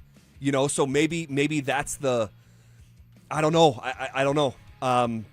If he does actually have an addiction, you need to get that under control, because it doesn't matter how much money you make, you can blow it all. Yeah, good for him for actually pulling the trigger and going to rehab and doing this. But I have a bad feeling a lot of stuff's going to come out about this, and it's probably not going to be good. Man, okay. Kind of want to see some of the plays though. Just over the years, just what was he thinking? All right. Actually, I can give you a couple. You want some real quick? Do they have some? So, according to Pete Nakos of On3, apparently he was going to Cincinnati Red games in person and was placing live wagers on balls and strikes. Says the bets range anywhere from $2.50 to less than $1 per pitch. Oh, wow. He's a per pitch guy. Got a little Ohtani in him. He's a per pitch. Got a little Ohtani. But you're thinking, okay, $2.50 per pitch, but what, there's 200 pitches in a ball game? Yeah. Ooh, that's a lot of money. It's a lot of money. Wow. All right. Yeah, he needs to get that cleaned up for sure. Okay, best of luck to him. By the way, speaking of rehabilitation, Mike Vrabel, he's good. He's back at work. Oh, he's just good. one day. Rehabilitation. One day with the fam. He's good. All right. Something happened over the weekend that would have felt impossible 1 month ago, but seeing is believing. Details next. Denver, a playoff city where the stakes are higher and the moments are bigger. As the Avalanche hit the ice and the Nuggets hit the court. Denver Sports 104.3 The Fan is your home for complete playoff coverage. Every game, every series, every critical call. Broken down by the voices you trust. We don't just follow the playoffs. We live them, so you never miss a thing. Denver Sports 104.3 The Fan. Denver's playoff headquarters. Hey, what's up, guys? Zach here for the Rocky Mountain Men's Clinic, talking to you men out there about intimacy. Let me just say this. It matters. It matters a lot. But when erectile dysfunction gets in the way, it can feel frustrating, embarrassing, even isolating. All right, maybe the first time it happened, you laughed it off, no biggie, but you know it's a problem. All right, the truth is most men don't have to live with ED anymore. All right. And you'd be surprised by how the right treatment can improve your love life. The Rocky Mountain Men's Clinic, they use advanced medical science and proven therapies that go beyond pills. Guys, I'm talking success rates well over 90%. They've served the Front Range of Colorado for nearly a decade. They've successfully treated tens of thousands of men just like you. So I hate to break it to you, you're not that special. ED is actually pretty common. The initial visit is just $99. That includes a medical consult, a T and PSA test, and if medically advised, a test dose. It's real simple. If the test dose doesn't work in the office, your visit's free. There's no downside. So call them at 720-440-7900 or visit them online at RockyMountainMen'sClinic.com. The right financial strategies can make a huge difference, especially if you're nearing retirement. Adam Mueller talks retirement strategies with Mile High Money. Saturday mornings at 8 on Denver Sports 104.3 The Fan. Indeed presents hires you can't afford to get wrong, like a hospitality manager at a 5-star hotel. So I just checked into room 318, but someone was in there. Room 318. Oh, you were supposed to be booked in 813, which is now booked. So what do we do? How about rock, paper, scissors for who gets the bed? This is your job for sponsored jobs. This is what happens when you don't sponsor your job on Indeed. Next time, get matched with quality candidates with Indeed sponsored jobs. Visit Indeed.com/hire now and sponsor your job today. Jake from State Farm. I just beat my running PR, so I'm celebrating with the Banana Bonanza smoothie. Hey, and you can keep celebrating when you create an affordable price just for you by bundling your home and auto with the State Farm Personal Price Plan. Go bananas. I will. Hey, make it a large. Bundling, just another way to save with the Personal Price Plan. Like a good neighbor, State Farm is there. Prices are based on rating plans that vary by state. Coverage options are selected by the customer. Availability, amount of discounts and savings, and eligibility vary by state. Matthews Fine Watches and Jewelry buys, sells, and services pre-owned Rolex, Cartier, and all luxury Swiss watches. So if you're looking to make a change in your watch collection or just looking to sell, come to Matthews Fine Watches and Jewelry. Matthews Fine Watches and Jewelry, located in the Highlands Ranch Town Center or online at matthewsfinewatches.com. Hey, it's Mike Evans. Let's talk about your hair. If you're losing it and desire it back, then do what I did and go see Dr. Tanya Pauls at Advanced Hair Restoration. Their simple one-day treatment offers life-changing results that I can personally attest to. Guys, it's not magic, but close to it. They put hair where you need it the most, and bam, it grows. It's actually science. Advanced Hair has it all. Top-rated Dr. Tanya Pauls, modern technology, and best of all, you get your very own natural hair that begins regrowing the very next day. Advanced Hair even guarantees it to grow for life. So schedule your free consultation today. Call 720-459-HAIR and you'll get $250 off and 250 free hair grafts. That's 720-459-HAIR. Advanced Hair is the winner of Westward's Best of Denver, and they've changed tens of thousands of lives, including mine. Become inspired with the before and afters at advancedhair.com. That's advancedhair.com.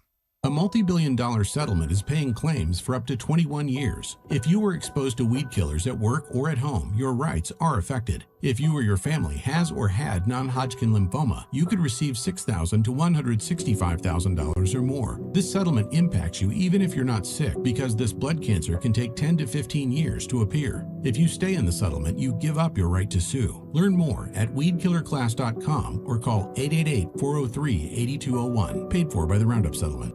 Tired of hearing scary radio ads about the IRS? Tax Relief Advocates is different. TRA is here to tell you that if you owe money to the IRS, whether it's $5,000 or $500,000, we have a solution. TRA can eliminate or reduce what you owe to the IRS with zero risk to you. We have over 1,000 5-star reviews on Google and an A+ with a BBB. End your tax nightmare today by visiting TRA.com or call 800-583-6681. That's 800-583-6681. Hey, it's Zach here for 5280 Exteriors. Wildland Urban Interface is the new Colorado standard. It could affect your next siding, decking, roofing, or window project. 5280 Exteriors can help you identify your fire risk zone, stay compliant, and protect your home. Listen up, Denver. This hour's keyword is forward. FORWARD. Text forward to 303-713-1043 right now, and you could win a $50 Dick's Sporting Goods gift card and qualify for the $1,000 grand prize. That's forward to 303-713-1043. By texting, you agree to receive an automated marketing message from Denver Sports 1043 The Fan. Message and data rates may apply. For complete rules or to enter the keyword online, visit www.denversports.com/keyword. It's The Drive with Zach By and Phillip Lindsay on Denver Sports 1043 The Fan.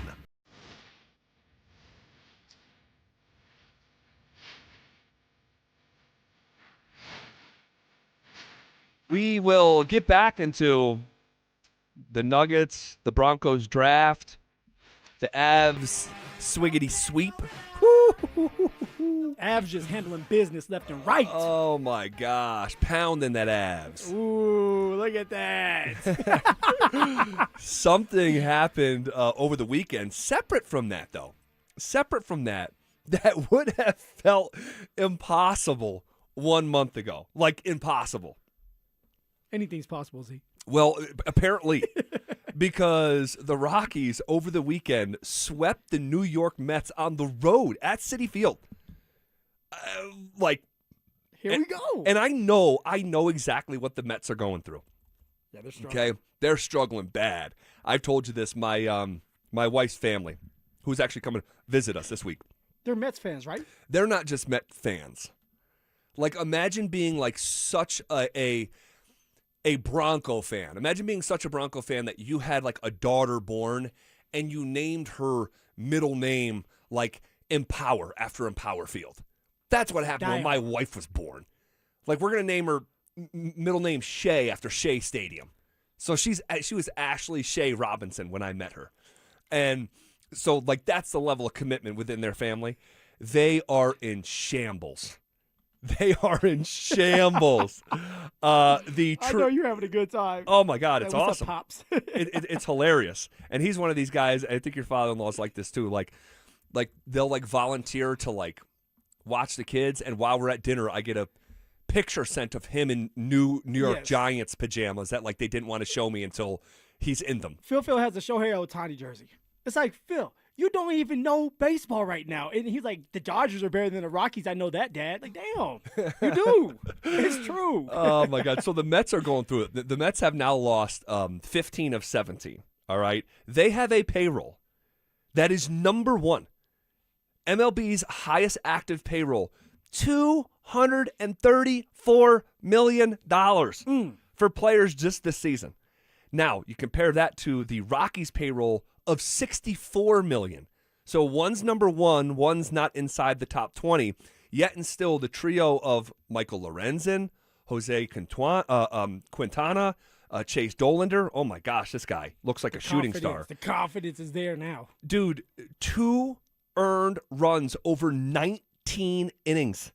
19 and 1/3, to be exact. It's the first combined. There's a couple things here. One, combined run surrendered on Sunday marked the fewest allowed in a doubleheader in the history of the team. But dude, you're talking about the first doubleheader sweep on the road since 2011. It's 2026. No, even with the Mets struggles, no one saw this coming this weekend. No, and it's great for us. This is what we want to see. The Rockies are competing at a higher level. I like that. I like that adjustment. Higher level. And they're fun to watch. And they're finding ways right now, at least against the Mets, is to win the games, finish the games off. The young guys that we had talked about, right? TJ Rumfield, Chase Dollander, they're doing a good job, especially Chase Dollander, who just has a bunch of confidence oozing out of that body right now. My man's out here just throwing strikes and walking out like, hey, I'm that guy. And he's already said it a bunch of times. Like, he has the confidence to pitch and strike out anybody that wants to come his way. He said, I'm dominant. Dominant. Last week. Like, what'd you learn about yourself? Right What'd you learn about yourself? That I'm dominant. I can dominate any lineup. That's what he said. That's a quote. I love the swag because, like Jaden McDaniels, you're walking it like you're talking it, right? So I love it. His arm is electric. And this is kind of fun. It's just kind of fun. All right. Last year, the Rockies completed one sweep all year, and it was against the Marlins in June. They already have 2 sweeps, and it's not May yet, Phil. They swept the Astros at home, and now the Mets on the road. And the Rockies are 26 games into a 29-game stretch against teams that finished last year 500 or better, and they've gone 13-13. I'm going to do my disclaimer. We are not sitting here telling you that the Rockies are going to the postseason. We're not telling you that the Rockies are going to win 90 games or even won't lose 100. They're allowed to. They're not to lose 100, but they're allowed to win 90 games if they want. They can. Go ahead. Sure. Go do right it. ahead. Do I think that's going to happen? I don't. But that was never the goal. Coming into the season, approximately a month ago, all right, we said we were looking for the 2 C's, competent and competitive. And when you talk about a stretch, a 29-game stretch, all right, where a 29-game stretch against teams that finished 500 or better last year, and you're 13-13 with 3 games left in that stretch, it's like the best competition that anyone is facing in the entire league based on how these teams finished up a year ago, and they've gone 500. So I know there are some people, they don't care. They don't want to hear about it. Just watch the games. Just watch it. It's night and day from last year. It is. They have a chance. They always, at this point, they're always finding themselves with the opportunity at the end of the game, in the 8th and 9th inning, to close it out or try to win. So, or get close to winning. So it's fun to watch. I'm going to be all in because, one, I'm from here. That's all I know is the Colorado Rockies. Yeah. And they're finally doing something as of right now. Yeah. So we'll see. We'll see if they can keep it up. But yeah, this was not on the bingo card heading into this weekend. And dude, in the second game, man, those Mets fans, you could hear them chirping. You could hear the frustration literally from the crowd at Citi Field. They are losing their minds. They had big plans for this season. The Mets are 9-19. And to have the Rockies of all teams, like you got to think about it from that New York perspective. They're having the Rockies come in there and sweep them. Goodness gracious. By the way, it was win number 13 of the season. It came on April 26th. Last year, the 13th win of the season came on June 12th. There we go. Crazy. Improvement. All right, significant, legitimately. All right, could David Adelman be at risk of losing his job just 1 year in? We'll hear from Adelman next. The Colorado Avalanche didn't just win their series, they dominated it, sweeping the Los Angeles Kings and earning something just as valuable, rest. While the rest of the West battle it out, Colorado gets time to reset, recover, and get even sharper. Now they wait on the winner between the Minnesota Wild and Dallas Stars as they wait for round 2 on the road to the Stanley Cup. Denver Sports 104.3 The Fan. Denver's playoff headquarters. Imagine finding your dream home and moving in right away. No waiting to sell your old place first. Sounds perfect, right? That's exactly what Orchard's Move First, Sell Later program lets you do. Buy your new home now and sell the old one later. Here's how it works. Orchard gives you cash so you can buy and move into your new home first on your timeline. No waiting, no showings, no double moves. Then the Orchard experts take it from there. They handle repairs on your old home for you so you attract the right buyers. Once they're done, a local Orchard agent lists and sells your home for top dollar. Orchard's Move First program gives you the freedom to buy and move into your new home first and sell your old home later. Buy before you sell and get top dollar for your home with Orchard. Ready to find out how much your home is worth? Visit Orchard.com to get your free home valuation. That's Orchard.com. That sound? Yeah, that's not a good sign. Hey, it's Drew Brees. And when your car starts making noises like that, a big repair bill might be coming right at you. But with CarShield, you don't have to fear unexpected breakdowns. CarShield helps protect you from expensive auto repairs. I spent my career making tough calls, but this one is simple. Visit carshield.com now and join the team that's helped millions of drivers save. Coverage varies by plan. View contracts and exclusions at carshield.com.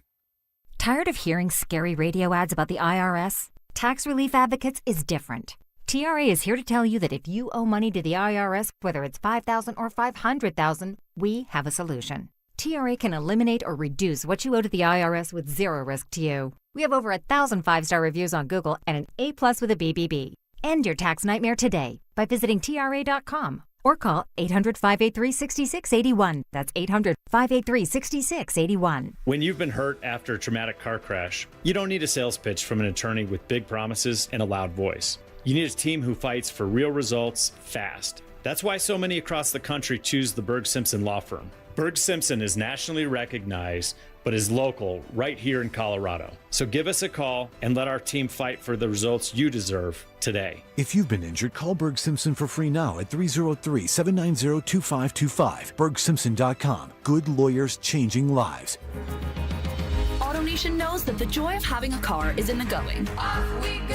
And we make it easy for you to go. Now get a special cash bonus match on your favorite new vehicles. Your $1,000 down becomes $2,000. $2,000 becomes $4,000. Plus thousands of fuel-efficient vehicles are at AutoNation. $1,000 becomes $2,000. $2,000 becomes $4,000. So go to AutoNation now. Hurry! Offer ends April 30th. Store matches up to $2,000 based on customers' contributions. See store for complete details. Expires end of month. 2026 is shaping up to be an amazing year to buy a home in Colorado. If you've been dreaming about getting into your first place, upgrading for more space, or downsizing for a simpler lifestyle, now is a smart time to start planning. And the first step is easy. Get pre-approved. With American Financing, you can get it done in 24 hours or less, so you'll know exactly what you can afford before you start shopping. Rates have been dropping, home prices are steady, and more homes are hitting the market. You could score the right home at the right price and lock in a monthly payment that fits your budget without stretching yourself thin. And unlike renting, every payment you make goes toward your future, not your landlord's. And here's a misconception we love to bust. You do not need 20% down. Many buyers purchase with as little as 3% down. So if home ownership is on your 2026 goals list, let's make it happen. Call American Financing, Colorado's home for home loans, at 303-695-7000. That's 303-695-7000, or visit them online at americanfinancing.net. NMLS 182334, NMLSconsumeraccess.org. For victims of drunk and drug driving, your grief is unique, but you are not alone. You always have a place at MAD. Call the 24-hour victim helpline at 877-MAD-HELP or visit mad.org. KKFN and KKFN HD1 Longmont, Denver. Powered by Regen RX. It's The Drive with Zach By and Phillip Lindsay. Denver Sports 104.3 The Fan presents The Drive with Zach By and Phillip Lindsay.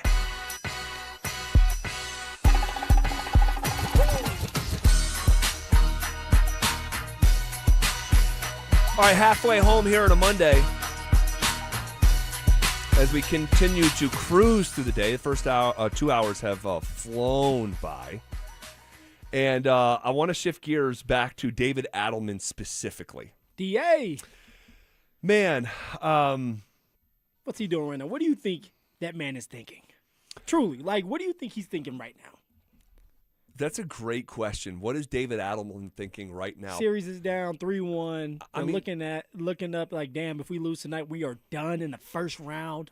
What would you be thinking? I'm probably just deeply concerned about the future of me professionally. When you're a coach, man, it's like he controls his own fate to a degree. It's the NBA. The players have to go out there and do it. And if the players are not inspired, now you could reverse engineer that and say, well, it's your part of your job to inspire the players. I've never really subscribed to that. Like when you play sports, especially at the professional level, you're paid to do a job. It's your job. It shouldn't be on the coach to motivate you. But we do know that there's a human element where the coach does need to push the right buttons to the right personality types. And it just doesn't feel like it's working, Phil. It just doesn't feel like it's working. And two things can be true at the same time. Has Jokic and his supporting cast, most of them, not held up their end of the bargain? That's true.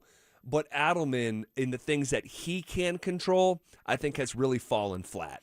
Yeah, see, I'm with you on it. For David Adelman, it's like you're sitting here and it's like, could you have done more? Could you have taken control of your team? This is still your team. And it's okay to get after the guys when they're not doing the right things.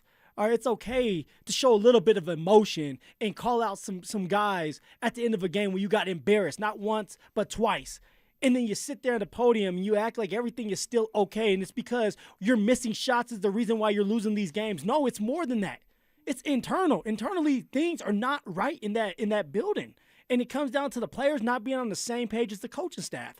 It was the exact same thing with me when I was with the Denver Broncos. Vic Fangio was not a player's coach. And at some point, we start to lose games. And even when Vic's up there trying to explain, this is why we're losing games, it's like, Vic, we don't care anymore. It's not going to change. One, because you're not a good motivator. Two, because we are who we are. And it's not that the players didn't want to win. It's just that we didn't have enough leadership around to keep everything afloat and enough veterans like the Denver Broncos do now, where one guy can be off and be like, hey, look, come back in. Pull it all in. We're in this together. Well, here was Adelman after the game talking about the team competing. I thought we were very competitive tonight. And again, I think it's hilarious that the narrative is offense doesn't matter. You shoot 24% in the second half. It's hard to win. I thought our guys played their ass off throughout that first half. I thought they maintained a physicality about them. You give those guys credit. I mean, two guys off their bench had 60 points combined. I don't think that's from competitive spirit issues. That's two guys having a great night and us having a really tough second half offensively. The 9 turnovers for 13 points at 24%. That's not a competitive thing. That's just having a really tough second half offensively with a chance to break the game open in the third quarter. That's how I saw it. Yeah, so, and I just see it differently. I see it much differently, and this is twice now in the last just a couple days that Adelman doesn't seem to be watching the same game we are. And it's interesting that he would specifically say, that's how I saw it. A couple different things there. One, when he's like, I think it's hilarious that there's a narrative that offense doesn't matter. Where are you seeing that? I haven't heard anybody say, no, hey, offense doesn't matter. Dude, honestly, I don't know what the hell he's talking about. I have no idea what his frame of reference is. He was reading some media's report, something. Something, but that's just weird. And to even reference that in you just got your ass whooped, and you're quoting what apparently some knucklehead said, that if someone said offense doesn't matter, what the hell are we talking about? And then it's just about makes and misses again. It's we had 9 turnovers. That's not a competing. Well, if you're just watching the game, and maybe his view is so obstructed because he's looking at it through such a lens that I can't understand. But even with turnovers, you got to compete. You turn the ball over, you got to transition back, get back. Jokic doesn't do that. Jokic actually does a horrible job. He turns the ball over and then he gives up on the play. I know you may not make every single play, but you still have to show a bit of effort. Jokic just says, all right, I messed up. I'll turn back around. And I know that's the NBA, but this is the playoffs. And every possession matters, right? You're transitioning back and forth. That can be the reason why you win a game or lose it, truly. Yeah. And here's what I would say. Actually, let me save my sentence. Don't let me forget my question, okay, that I want to ask at the end of the segment. Okay. Gotcha. Here is more from David Adelman, all right, talking about how he still feels confident. I'm going to give them credit for how they played, but I just feel like we're very close. And if we can win the game 5, there's a lot out there for us. I'm not somebody that just says things to say them. I believe that. And like the group in there, when I talk to them, you could see it in their eyes. Frustration and also opportunity for the next game. Okay. I could see it in their eyes. Frustration, but opportunity. It's honestly, dude, I'm going to be all the way real. It sounds like something he thinks that he's supposed to say. He doesn't look like a head coach. He doesn't sound like a head coach. He doesn't and here's the crazy thing. You're saying it's just like makes and misses, and it's just It's like a matter of time before we start making all these shots. Listen to Christian Brown and what he thinks they need to fix. It shouldn't just, when you look back at where we're at and how we got here, obviously game 2 is probably a big part of it. So can't change that. Got to show some fight. We're going to hit shots. That's going to change, I think. We got to show more fight. We got to rebound. We got to help Yoke rebound and got to stay together. And we'll do that. Multiple times, we have to fight. Fight, that's code word for compete. And Adelman is so offended that he's asked about their level of compete that he's pushing back too hard, and overcompensating with the media. But dude, your own players now 2 games in a row, because this same sequence happened last time, but instead of Christian Brown, and maybe he said it again and I just didn't hear it, but Jamal Murray after game 3 said, we need to be more determined. We need to have more fight. So you have the players saying what a lot of the fans are saying, but the coach, when the coach is asked about it, he's offended. And it's just we're competitive. It doesn't even sound like you're on the same page as the guys that you're coaching. We're competitive. It's not Little League, David Adelman. You should be competitive. You're at the professional level. You're trying to win a championship. You need more fight, more grit. People to get pissed off that they're getting punked. That's what you need. Yes, the shots are going to go in, and you understand that the shots are not falling all the time for Jokic. But you also have to make your own luck, too. You have to get the rebounds. You have to fight for the ball. You have to be on the go, and you have to have this mentality that, hey, we're going to play good defense, and we're going to help each other out and stay together. And at some point, if you can't do that, things are going to shatter. Things are going to explode. And that's something that the Denver Nuggets need to watch tonight, Z, because if they don't get their shots to fall, and let's just say the Wolves go on a run, how does that look? What does David Adelman do to keep the team together? Here's one more from Adelman. I thought it showed up today. We just didn't finish the game. And I expect us to have a great effort in Game 5. I'm going to keep saying this. I don't know if you guys think I'm going to come in here and talk negatively about my team when they played that hard. That's the way I saw it. And I really trust our 2 best players will find a rhythm. And they have to find that at home in Game 5. And that allows us to get back to this gym, like I said. And that's our opportunity. Man. crazy. Yeah, it's so far removed from what you're seeing in the game.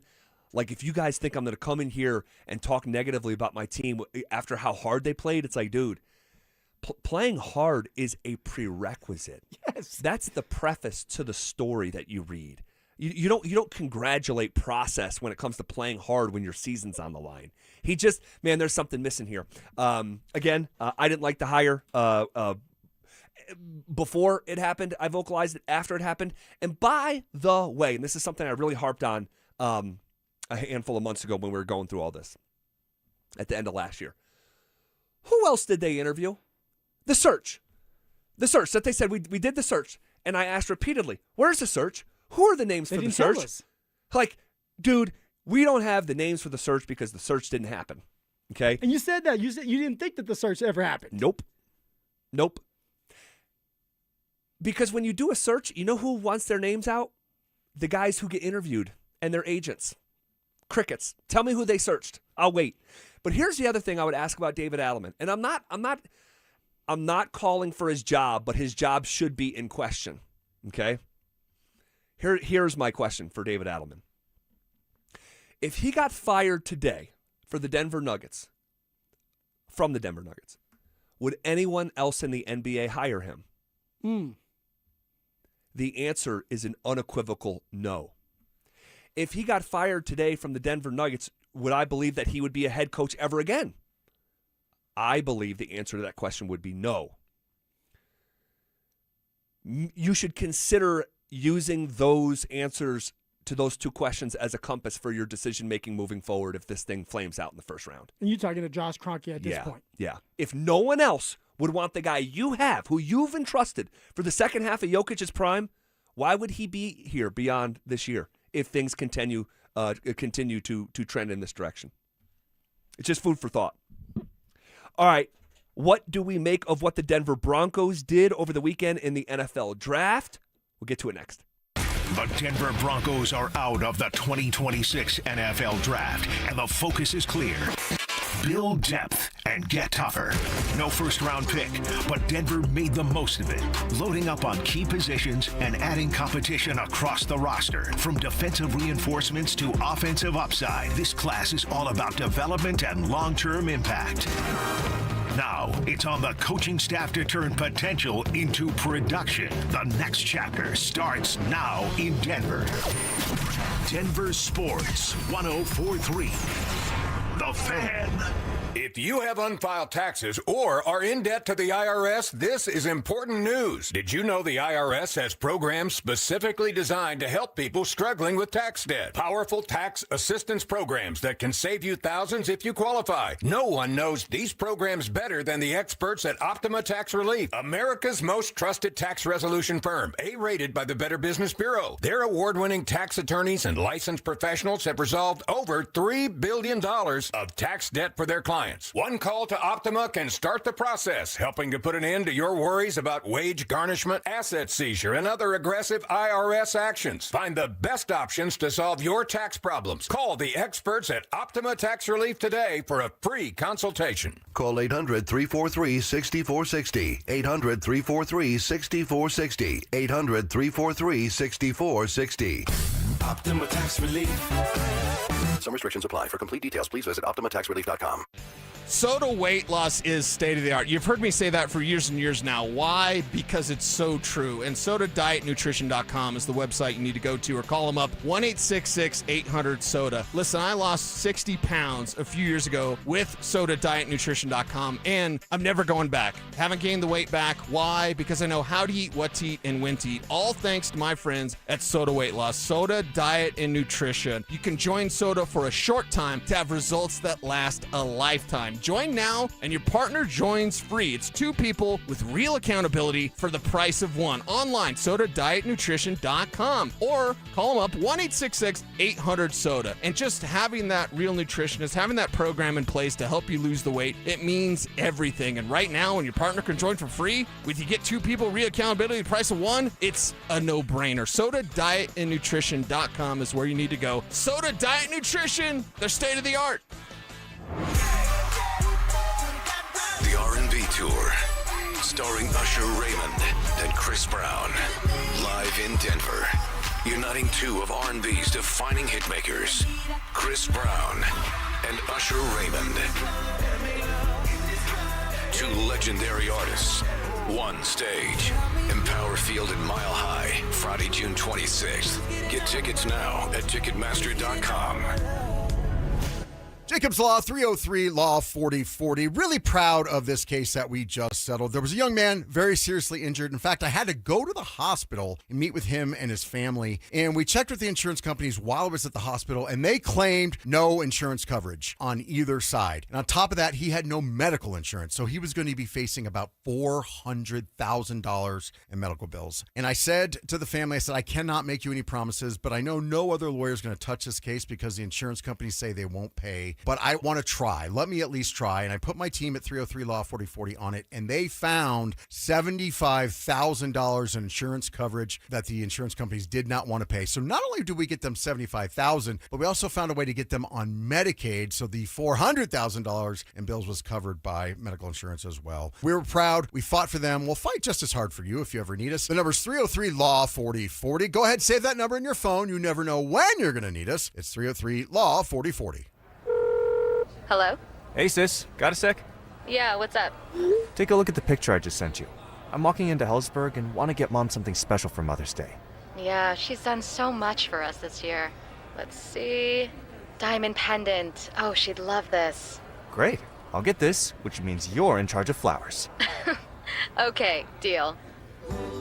This Mother's Day, save up to 50% on timeless gifts for Mom. Shop at a store near you or at Hellsburg.com. Imagine all that could happen in 5 years. Jobs may change, kids will grow, new memes will come out, but what if you had reliable, intelligent Wi-Fi and the price didn't change for 5 years? Thanks to Xfinity 5-year price guarantee, you don't have to worry about that part of your future. You're guaranteed 5 years of Wi-Fi that boosts speeds to your devices that need them the most, that finds and fixes any issues before you even notice them. It's like a super intelligent Wi-Fi that keeps you protected from online threats. You'll get incredible gaming speeds on multiple devices and no battling for bandwidth. For the next 5 years, all your devices will be working in perfect harmony, and you get our best equipment with no annual contracts, no fees, no strings. Plus, get online in minutes with same-day Wi-Fi. All with Xfinity's 5-year price guarantee. Lock in your price and unlock the possibilities. To get started, call, visit Xfinity.com, or drop into an Xfinity store. Xfinity, imagine that. Restrictions apply. Select plans only.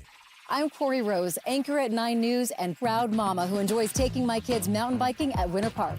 I love preparing you for the day ahead with the latest headlines. Whether it's tackling safety in our kids' schools or covering breaking news, from Aurora to Lakewood and everywhere in between, we've got you covered. Because when news moves fast, you need a team that moves with you. Make the move to Colorado's #1 streaming newscast. Make the move to 9 News Mornings. Live starting at 4:30 anywhere you watch. It's the weekend, and the last thing you want is yard work. At Waterloo Turf, they help Denver homeowners trade lawn chores for more free time. No mowing, no watering, no mud. Just a green championship-level lawn all season long. Perfect for kids, pets, and backyard get-togethers. From backyards to putting greens, Waterloo Turf installs premium artificial turf built for Colorado. Visit waterlooturf.com/Denver and book your free consultation. Waterloo Turf. Get your Saturdays back. Listen up, Denver. This hour's keyword is Baseline. BASELINE. Text Baseline to 303-713-1043 right now, and you could win a $50 Dick's Sporting Goods gift card and qualify for the $1,000 grand prize. That's Baseline to 303-713-1043. By texting, you agree to receive an automated marketing message from Denver Sports 1043 The Fan. Message and data rates may apply. For complete rules or to enter the keyword online, visit www.denversports.com/keyword. You're listening to The Drive with Zach By and Phillip Lindsay on Denver Sports 1043 The Fan.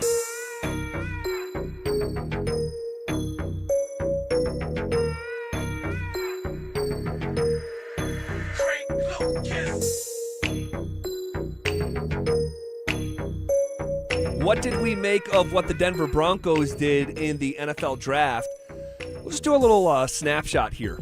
on what Sean Payton, George Payton, and the organization did over the weekend. And then what we'll do is at the top of the hour, we'll talk about the first two selections in more dedicated fashion. And then tomorrow we'll do the third and fourth pick. And we'll get to know this class really in a measured sort of approach and format where it's not all getting crammed down our throats in one day. So we'll do that at the top of the hour. But just in general, just snapshot, what did you make of what the Broncos did over the weekend, even just like positionally? You pick up a D tackle with the 66th overall pick. You pick up a running back in Jonah Coleman in the 4th round, pick 108. You pick up offensive lineman Cage Casey in the 4th round as well, just 3 picks later. You pick up a pass-catching tight end out of NC State, Justin Jolly. You take a safety out of Illinois in the 7th round, as well as a tight end out of Utah in the 7th round, and a linebacker out of Buffalo in the 7th round. Z, I mean, they picked up every position that we have been talking about. They picked up an offensive lineman, like you said, that where he could sit under Garrett Bowles and learn how to be an offensive lineman in this league, right? So they did all the right things. George and Sean did what they had to do in evaluating the talent. This is George's time to go out there and dive deep into these players and pick some players that truly fit the Denver Bronco mentality, the culture over there. I think they did a great job of picking players that just truly love the game. You're not looking for an all-star. You're not looking for a player that's going to be ready to play right off the bat. You're looking for depth. You're looking for players that over time you have a vision for them, and maybe in 2 years they become a starter or a really good backup. And I think that the Denver Broncos definitely addressed that on top of trading for Jalen Waddle. That's what I think we tend to forget. We're looking at the draft picks, but Jalen Waddle's a part of the draft because you traded your first-round draft pick to get Jalen Waddle in the building, and so you stacked the position at receiver. You got some depth all around in each position. You're ready to go, man. Yeah, I didn't have any issue with this draft. There was a lot of Broncos country hooting and hollering on social media, which is probably going to happen regardless, right? But they love their football. And it comes from a they place want an all-star. Well, it comes from a place of passion, and I definitely respect and really love that. But at a certain point, like, because I saw so many people upset, and I remember tweeting like something along the lines of like, guys, the chance a rookie came in and start was almost zero. You're in a position of luxury from where this roster is at, and you fortify the trenches, You're picking in the 3rd round because George decides to move back. So you're picking in these later rounds. All right, so it's already hard to evaluate talent as the rounds go on. Sure. So you just have to understand that these players, they're going to build up, and at some point, maybe you're going to see some out of them this year, maybe not. You got to trust the process. Well, and also I remember saying, like, okay, you might not have wanted Tyler Onyedem, the D tackle out of A&M. But hasn't the organization, to a certain degree, earned a level of trust that they know what they're doing? Now, that doesn't mean that you just worship everything that they do. So if you wanted a certain tight end at 62 and you didn't get, I understand. If you wanted a specific running back at 62 and they didn't get your specific guy, I got that. I'm never going to tell another fan how to fan. But that being said, for me personally, they have built up equity over the last 3 to 4 years of this operation clearly has stabilized. There's real leadership and accountability. By the way, you see who was in the war room for every single pick again. Oh, I saw. Greg and Kerry Penner. They're in. Man, they're all in. This is now, is it 4 straight years? Yeah. 4 straight drafts that they are in the war room for every pick. Hell, they're probably picking the players. I mean, dude, these guys, they are underneath the hood of this thing. They want to know how the Pistons fire. And so I love that. I think it's that unspoken accountability, just the casting of their shadow. It's unspoken, but I love it. But yeah, so I would just say, like, look, you can never go wrong fortifying the trenches. That's where football starts and ends. We love the trenches, Z. We love the trenches. We do. And because it's substance over sizzle. And if they believe this was the best plan, then I'm interested as to why. And so I do my deep dive. I hear what they have to say. And I look at the roster and look at the departure of John Franklin Myers and say, yeah, on several levels, this pick makes sense. I mean, guys, you guys might be upset because they didn't get a player that you wanted. They probably were, and I'm talking about the Denver Broncos, George and Sean, they were probably upset that they didn't get a couple players that they wanted. Sure. There's 31 other teams fighting for these players. Who knows if there was a guy that they wanted in the second round and they just couldn't get him, or a guy got claimed before they got to that pick. So if you don't get your guy, then you have to have a plan B, C, D, and even a F if you have one. You got to have 6 or 7 guys that you are willing to take if the number one guy is off the board. All right, this is why you're doing all these evaluations. This is why you're in the building for 10 hours and trying to figure out how the draft is going to go, because it never goes as planned. Yeah, and I do wonder if they were going to draft Max Clare, the Ohio State tight end. And you're picking at 62, and he goes at 61. Well, they drafted 2 tight ends. They did. So they're a more blocking tight end and a more athletic pass-catching tight end, plus a running back. So a lot of the stuff that we wanted them to accomplish, they got accomplished. Might not have been in the exact order or the exact human being that he or she wanted, but again, a certain level of trust, in my opinion, has been earned here. Okay, we'll get back to Broncos draft at the top of the hour in a little bit more dedicated fashion. But in the meantime, the Avalanche have officially put the rest of the NHL on notice. We'll talk about why next. The Denver Nuggets are in trouble. After a strong start, the offense completely disappeared in the second half of Game 4, and the Minnesota Timberwolves took control, pushing Denver to the brink of elimination with a 3-1 series lead. Now, it's backs against the wall as the series shifts back to the Mile High City. Can the Nuggets rediscover their rhythm, or is this the end of the run? Denver Sports 104.3 The Fan. Denver's playoff headquarters. Want to partake in our contest? Check out the rules at DenverSports.com. I know that hiring can be challenging. You need someone to match your role perfectly. Well, now you can meet them fast on ZipRecruiter. Build your team, build it sooner. Meet your match on ZipRecruiter. Just head to ZipRecruiter.com/free right now to try it for free. That's ZipRecruiter.com/free. Meet your match on ZipRecruiter. Try it free.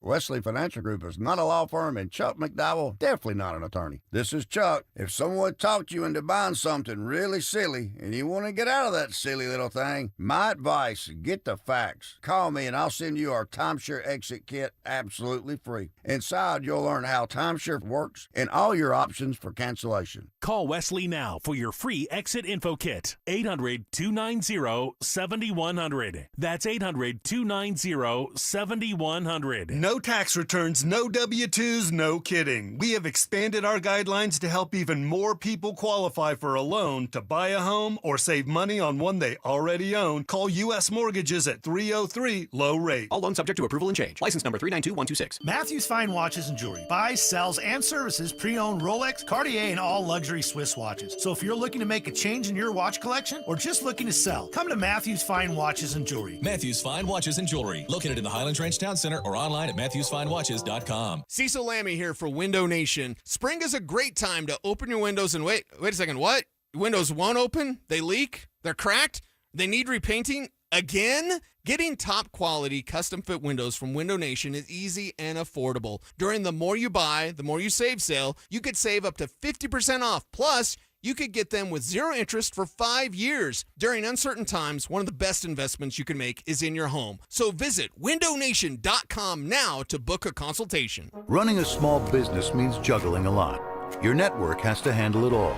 That's where a fiber-only provider falls short. You need a partner who gives you a greater advantage.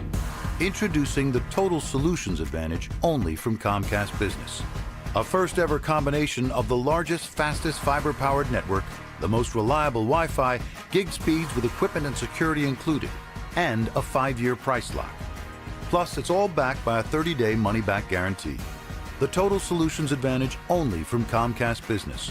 A new standard for small business with reliability, security, and savings in one. Switch today. Get started with a great offer as low as $60 a month. When you add it all up, No one does business like Comcast Business. Offer ends 6/1/26. New customers only. Requires 300 megabits per second internet and security edge. 1-year agreement, eco bill, and auto pay required. Equipment, taxes, and fees extra. Most reliable Wi-Fi based on Open Signal Awards USA Fixed Broadband Experience Report, May 2025. Performance matters in intimate moments. Don't let ED ruin them. This is Jeff for the Rocky Mountain Men's Clinic, and I want to assure you that if you're like the vast majority of guys, you don't have to suffer with ED anymore. In fact, you might be pleasantly surprised at how the right treatments could positively impact your love life. At the Rocky Mountain Men's Clinic, our advanced medical therapies go far beyond pills. We have treatments that are effective in well over 90% of cases, and we offer specific and combinative treatments that can dramatically enhance both your performance and your stamina. You could even last up to an hour or more and bring a far greater level of intimacy to both you and the one you love, perhaps performing like you haven't in years. So call us today and find out why our advanced treatment strategies offer so much more. Your first visit is just $99 and gets you blood work, a medical consult, and if medically advised, a test dose. And if that test dose doesn't work in the office, your visit is free. Call 720-440-7900 or go to RockyMountainMen'sClinic.com. Rocky Mountain Men's Clinic, advanced medical science to improve men's lives. Stoker for my team, ROX Rocks Heating and Air. Through April, when you install a new cold climate heat pump system with my team at ROX, you get a free whole home water filtration system. How about that? Cleaner air, cleaner water. That's a winning combination. Upgrade your home's comfort and take advantage of this huge offer while it lasts, but only from my team, ROX Rocks Heating and Air. Now play that jingle. HVAC service, installation, repair. ROX rocks heating and air. T-Mobile has an exclusive bundle for customers 55 and up. I'm Sarah Bowl. Yeah, I'm Frank Bowl. A reliable network is key for us. And with T-Mobile, it's been wonderful. And going to the 55 plus plan saved us so much money. A lot. And that's important. Trying to keep costs down. The home internet's been perfect. It's fast, it's quick. The setup was so easy, it took less than 15 minutes. It was like, ta-da! If you want simplicity, coverage, reliability, you want the whole package, T-Mobile has it. Right now, T-Mobile customers 55 and up can get 2 phone lines on America's best network, plus America's fastest 5G home internet for just $30 each. $30 per month each line with autopay plus taxes and fees. Minimum age 55. Pricing for home internet rely on 2 lines of essentials. Choice 55. $35 connection charge per line required. Best mobile network and fastest 5G home internet based on analysis by Ookla of Speed Test Intelligence Data 2H 2025. All rights reserved. Tune in Tuesday afternoons for Injury Insights with Zach Bai and Dr. Joseph Ramos to hear the latest injury news on your local teams and around the world of sports. Ramos Law. What makes us different makes us better. Stop waiting for rates and take advantage of real buying opportunities. Lowest Rate for Life helps you get the deal you want on the home today, and if rates fall in the future, we can redo your loan with no lender fees and no appraisal fees. U.S. Mortgages 303 low rate. All loans subject to approval and change. License number 392126. It's The Drive with Zach Bai and Phillip Lindsay on Denver Sports 104.3 The Fan.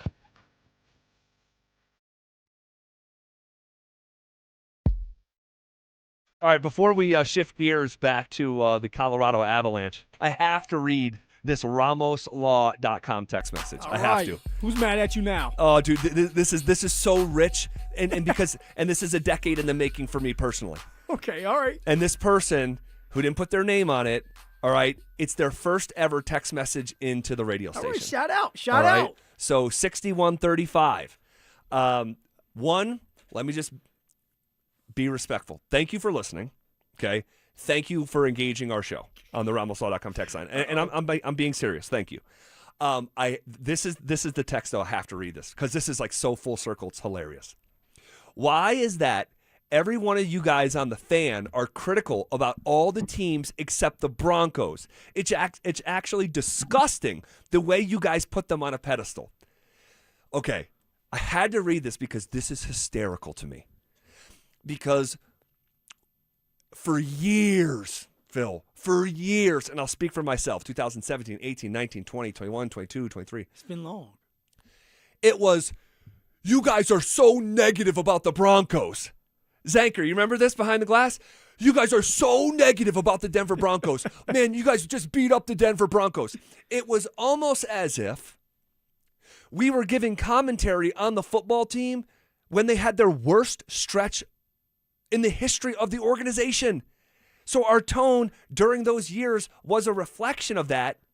And now we're reacting to a team that was just hosting the AFC Championship game, had a record of 14-3 on the heels of being 10-7 in Bo Nix's rookie year. They're in the postseason. So, yeah. A half away from the Super Bowl. Like one half away from the Super Bowl. Literally. So, yeah, our tone right now, currently, is often a reflection of the product. The product is really good. We're getting ready to talk about the Avs. Our tone with the Avs, really good. Why? Because it's mirroring what we're seeing on the ice. High-quality hockey from the Avs. When we're talking about the Nuggets on a day like today, it sounds like a bit of doom and gloom because you're 48 minutes away from losing in the first round. So it's almost as if that we're simply being fair and being authentic and reacting to the things that we're seeing. I'm sorry, I had to read that one because that's too rich, given what I saw and heard for years. Or we could just blame Jaden McDaniels and just call it a day.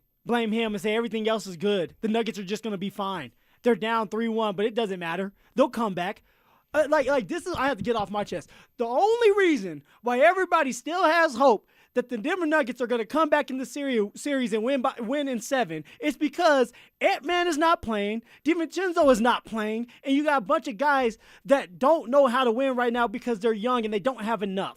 That's my take on it, Z. That's why everybody's so optimistic. Maybe I'm wrong, but that's what it looks like. Well, is everyone so optimistic? I guess not. I guess not. I think that would be the reason for hope, though, to your point. But yeah, it's and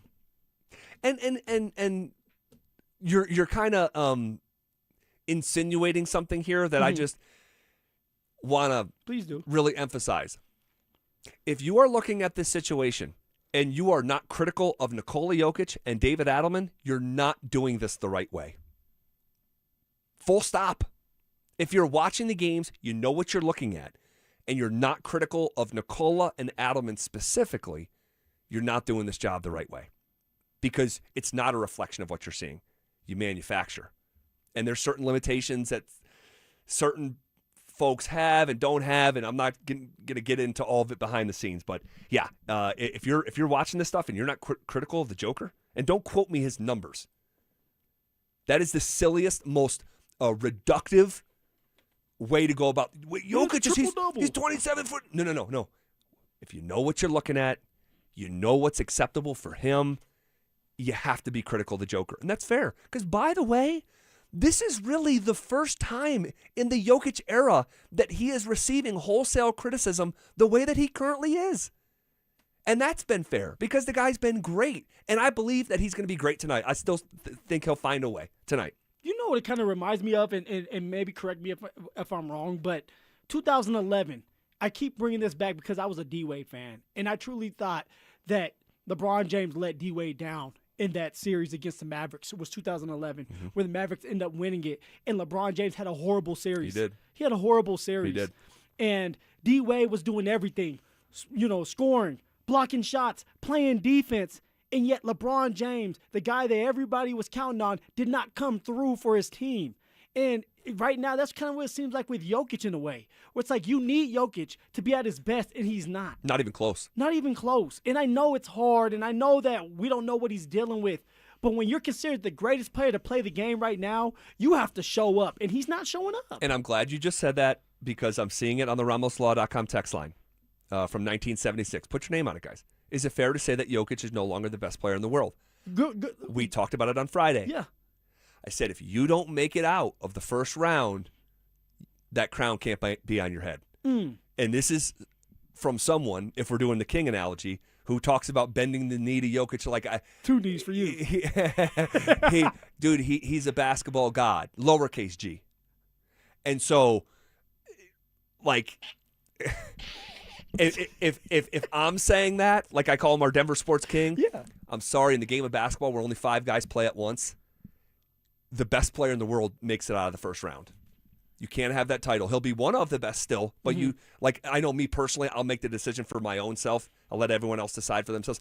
If you don't make it out of the first round, I'm not going to continually call you the best player in the world because that doesn't happen to the best players in the world. So, all right.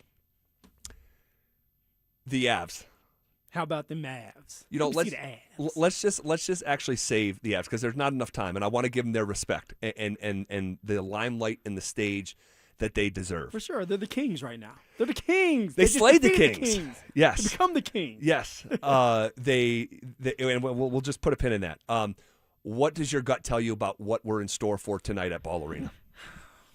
I don't have season a on really the good line. gut, Z. Season on the line. Season on the line. I think a lot of these players are cashed out. I think that they're gonna go out there and they're gonna give it their all. But the T-Wolves are on one right now, and I think that there's gonna be a situation where the Nuggets end up losing this game, or where it just falls apart, where they blow up, where they don't get the shots to fall, where they don't look at each other and say, "Hey, let's be in this together." And they start pointing fingers. And David Adelman, if that happens, which the Wolves will go on a run at some point, sure. What do you do about it? How do you get your team going? You're not a motivator. They don't respect you right now. Hell, the media doesn't seem like they respect you. They're asking you questions and then firing back at you when you ask them a question. Isn't that something? It is. It just shows that the respect is not there. So what does that look like? And I can see a situation where the Denver Nuggets explode. What about you, Z? Let me ask you, how do you feel about tonight? But before I answer, if that goes down the way that your gut tells you it's going to go down. And maybe I have a bad gut today. I was on the toilet a couple times. Bad gut. Probiotics. If that goes down the way that your gut tells you it's going to go down, one, I disagree, and I'll get into what I think here in just a second. But that would go from bad to worse, obviously. And things continue to trend in the wrong direction. You're down 3-1, but you won game 1. Game 2 was bad, okay? Game 2 was bad, and they punked you on the court. That's Jaden McDaniels after the game. And then it goes to game 3, and it got worse. And that's when you couldn't back up. You couldn't answer the challenge, and Jaden McDaniels goes out and has the best game that he's ever had in the NBA playoffs. And then dunks on Jokic. Literally. The way that he said into a microphone after game 2, that even if he's down there, we go right at him because we're more athletic. And then he goes and does it. Someone could have put him on his ass. Spencer Jones was right there too. No one did. And then game 4 happened. That was even more embarrassing. No Ant-Man, no Dante DiVincenzo, and you lose by 16. And by the way, that was the largest lead. I think that's important to point out, that the largest lead was the final margin. That just tells me if the game went 3 minutes longer, you would have lost by 19-20. All right? But I don't think it's going to go down like that. I think the Nuggets are going to win tonight. I think we're going to have a bit of a reset. And we're going to be going into game 6 like on the edge of our seats, knowing that if you can win game 6, you put all of the pressure back on Minnesota, with the understanding that game 7 is in Denver. And so tonight you have the Nuggets firing on all cylinders. You got Jamal Murray high-fiving the crowd. You got Tim Hardaway Jr. twerking on the ground. You got AG, if he does play, tomahawking the ball, huh? I didn't say all that, but I have him finding a way to win. Someone says ZB gives up on Joker constantly. What the hell are you talking about? Some of you guys, I'm having to control myself from being insulting because I don't want to do that. Especially when it comes to Jokic. What are you talking about? What could you be referencing or pointing to? It's nuts. They're just trying to trigger you, Z. It's nuts. It's working on a day like today. but here is the reality, and I'll in summary. Jokic was 0 for 5 in the fourth quarter on Saturday. Okay, when the game hung in the balance. Okay, in games 2 and 4 combined in the fourth quarter, Jokic went 1 for 13. Last 3 games, Jokic is 33% from the floor, guys. We just had this season after his injury the first month in 6 years where he shot under 50%, and now he's shooting 33%. He's shooting 15% from 3. The last 9 quarters of Nuggets Timberwolves with Jokic and Gobert on the floor, Denver's losing by 30. The Nuggets never scored fewer than 100 points when Jokic played this regular season. All right, and now they've been below triple digits in back-to-back games. So it's not close to good enough. It's got to get better starting tonight and then just sort of recalibrate and reset. I'm still hopeful, maybe as foolish as I may sound to even someone like yourself. All right, the Avs have officially put the rest of the NHL on notice. I want to talk about that. Also, what are the expectations of the Broncos' first 2 picks from over the weekend. We'll get to all of it as we're on the doorstep of 40 consecutive minutes of commercial-free sports talk coming up next. Denver, a playoff city where the stakes are higher and the moments are bigger. As the Avalanche hit the ice and the Nuggets hit the court. Denver Sports 104.3 The Fan is your home for complete playoff coverage. Every game, every series, every critical call. Broken down by the voices you trust. We don't just follow the playoffs. We live them, so you never miss a thing. Denver Sports 104.3 The Fan. Denver's playoff headquarters. Is your financial advisor managing your risk or just a spreadsheet? Hi, I'm Jeff Jr., founder of Trajan Wealth. Many financial advisors rely on target date funds, which are one-size-fits-all portfolios that don't know your name, your family, or your goals. And that passive management can leave you dangerously exposed. At Trajan, we look at the whole picture, not just the stocks everyone else buys, but the private market opportunities most advisors ignore. And as fiduciaries, we build a strategy around you, coordinating your investments, tax strategy, and estate into one cohesive plan. Your financial life deserves more than just a generic portfolio. Real planning isn't a stack of statements. It's the confidence of knowing where your income will come from for the next 30 years. Good enough isn't good enough for your family. It's time for a change. Schedule your complimentary consultation today. Call Trajan today at 720-204-8100. That's 720-204-8100. Advisory services through Trajan Wealth, LLC, an SEC registered investment advisor. Private equity investments require accreditation. Other services through Trajan Estate and Trajan Tax. Additional disclosures at TrajanWealth.com. Ben Franklin here to talk to you about water filtration. Unfiltered water in your home is no joke. Did you know tap water can shorten the life of your pipes and, even worse, be dangerous to your family's health? Our punctual plumbers can install a whole home system that filters water before it enters your pipes. Visit BenjaminFranklinPlumbing.com or call 877-BEN-1776 to request an appointment. Go with the flow, the local pros call Benjamin Franklin Plumbing. Independently owned and operated, licensed in their respective state or county. Everything is getting more expensive. Gas, groceries, and especially rent, which can go up every single year. But as a homeowner, you have a secret weapon. While the world gets pricier, a fixed rate mortgage stays exactly the same. That stability isn't just peace of mind, it's your family's financial foundation. American Financing understands home ownership creates wealth. Every monthly payment builds equity and stacks your net worth on autopilot. It's how the middle class actually wins the long game. Your home is a flexible asset. You can live in it, rent it out for passive income, or pass it down to your children. Renting gives you none of that. American Financing salary-based mortgage consultants can help you get pre-qualified with no upfront fees. Call American Financing today and get a pre-qualification letter in 24 hours or less. Call them at 303-695-7000. That's 303-695-7000 or online at AmericanFinancing.net. Secure your rate, build your wealth, and get the cash you need. NMLS 182334, NMLSConsumerAccess.org. AutoNation knows that the joy of having a car is in the going. Off we go!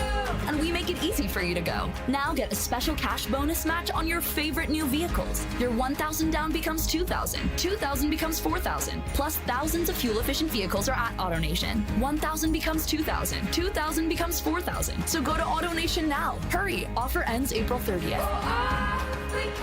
Store matches up to $2,000 based on customers' contributions. See store for complete details. Expires end of month. Hey guys, Mark Schlereth here from my friends at Cutarelli Vision. Here's my story. I wore glasses growing up for a long time, and then when I hit my 30s playing for the Broncos, I ended up having LASIK surgery, but when I hit my mid-50s, I needed those readers for everything I did, whether it was going to restaurants trying to read menus, whether it was reading statistics, studying film, I needed those reading glasses. Well, I decided to go see Dr. Cutarelli at Cutarelli Vision for refractive lens exchange, and I can tell you firsthand, total game changer. And you can join Dr. Cutarelli for his live webinar this Wednesday at noon. Learn more about refractive lens exchange from Cutarelli Vision. This free webinar is the perfect opportunity to meet Dr. Cutarelli and have him answer all your questions like, is RLE for me? Am I a good candidate? What's the recovery time? What's the cost? Is there financing? Cutarelli is Colorado's most experienced with over 90,000 vision correction procedures, and he can tell you when it's time for you. Make sure you join that live webinar this Wednesday at noon. Register at ColoradoRLE.com. That's ColoradoRLE.com. Jacob's Law, 303 Law 40-40. Really proud of this case that we just settled. There was a young man very seriously injured. In fact, I had to go to the hospital and meet with him and his family. And we checked with the insurance companies while I was at the hospital, and they claimed no insurance coverage on either side. And on top of that, he had no medical insurance. So he was going to be facing about $400,000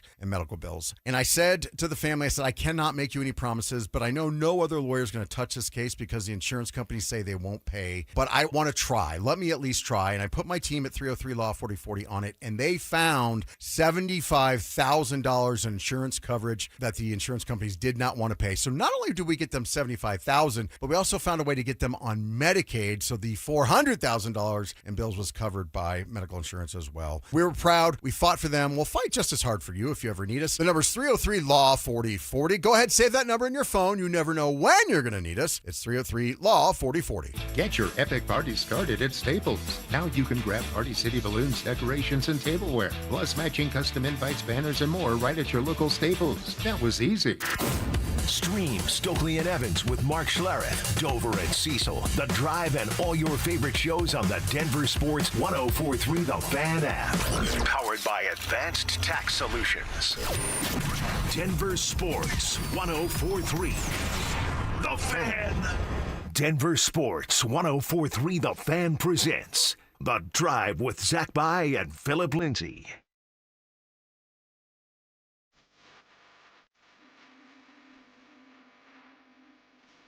All right, rolling right along here on a Monday. Hanging out, talking ball. Gonna go right down to the game after we get off the air today, Mr. Phillip Lindsay. I had to have you go out there and run some laps. You know, blow some steam off. The listeners were getting in your head, man. Man, there's a lot to all this. There is. Because it's not just you're down 3-1. The drama, like the backdrop of drama, how it's actually fallen, what happened a year ago. Like, it's just, there's a lot to this Denver Nuggets conversation and what could be next if things go the way that a lot of people expect them to go, the way that the odds makers, quite frankly, think that they're going to go. So we'll see. We'll see what happens. Can't wait to watch the next chapter of the story, and I hope it's not the last chapter. We're fixing to find out tonight. We are. On the other hand, we got the Avs. Now we have to relax for a whole week. Right. Maybe even more. Right. Before those guys get back on the ice. Right. Hey, a shout out real quick before we talk Avs. Our guy Alex here behind the scenes. Botello? Is that how you say Alex's last name? Botello. Our guy Alex has worked here for about 3 years behind the scenes. He just started working with our show in the last few months. Great kid, turning 29 years old today. Shout out our guy Alex. All right, Avs, over the weekend. How about them Avs? Give me some Avs. What stood out to you as they completed the sweep? What stood out is the top six did their part. Everybody has been waiting for it to explode, the dam to break, and they exactly did that for us. All right, Nathan McKinnon, 2 goals. Yes, I know that there was an empty netter at the end, but hey, you got to get it how you can. But Nathan McKinnon with the power play on the left circle, his home, was able to get that one-timer in. Beautiful shot to go in, in the back of the net. Let's go Lecky. All right, Lecky's still doing his part. You have Taves doing his part. It's the guys. Of course, all hail Kale. He's been earning his goals. Yeah. So it's like the top 6 doing their part at a high level. It was about time, and they did it, sweeping the Kings. You know what? I saw a nickname over the weekend on Twitter for Kale. The Kalian. The Kalian. So different, so unique. The Kalian. Huh? Kalian. Like an alien, but a Kalian.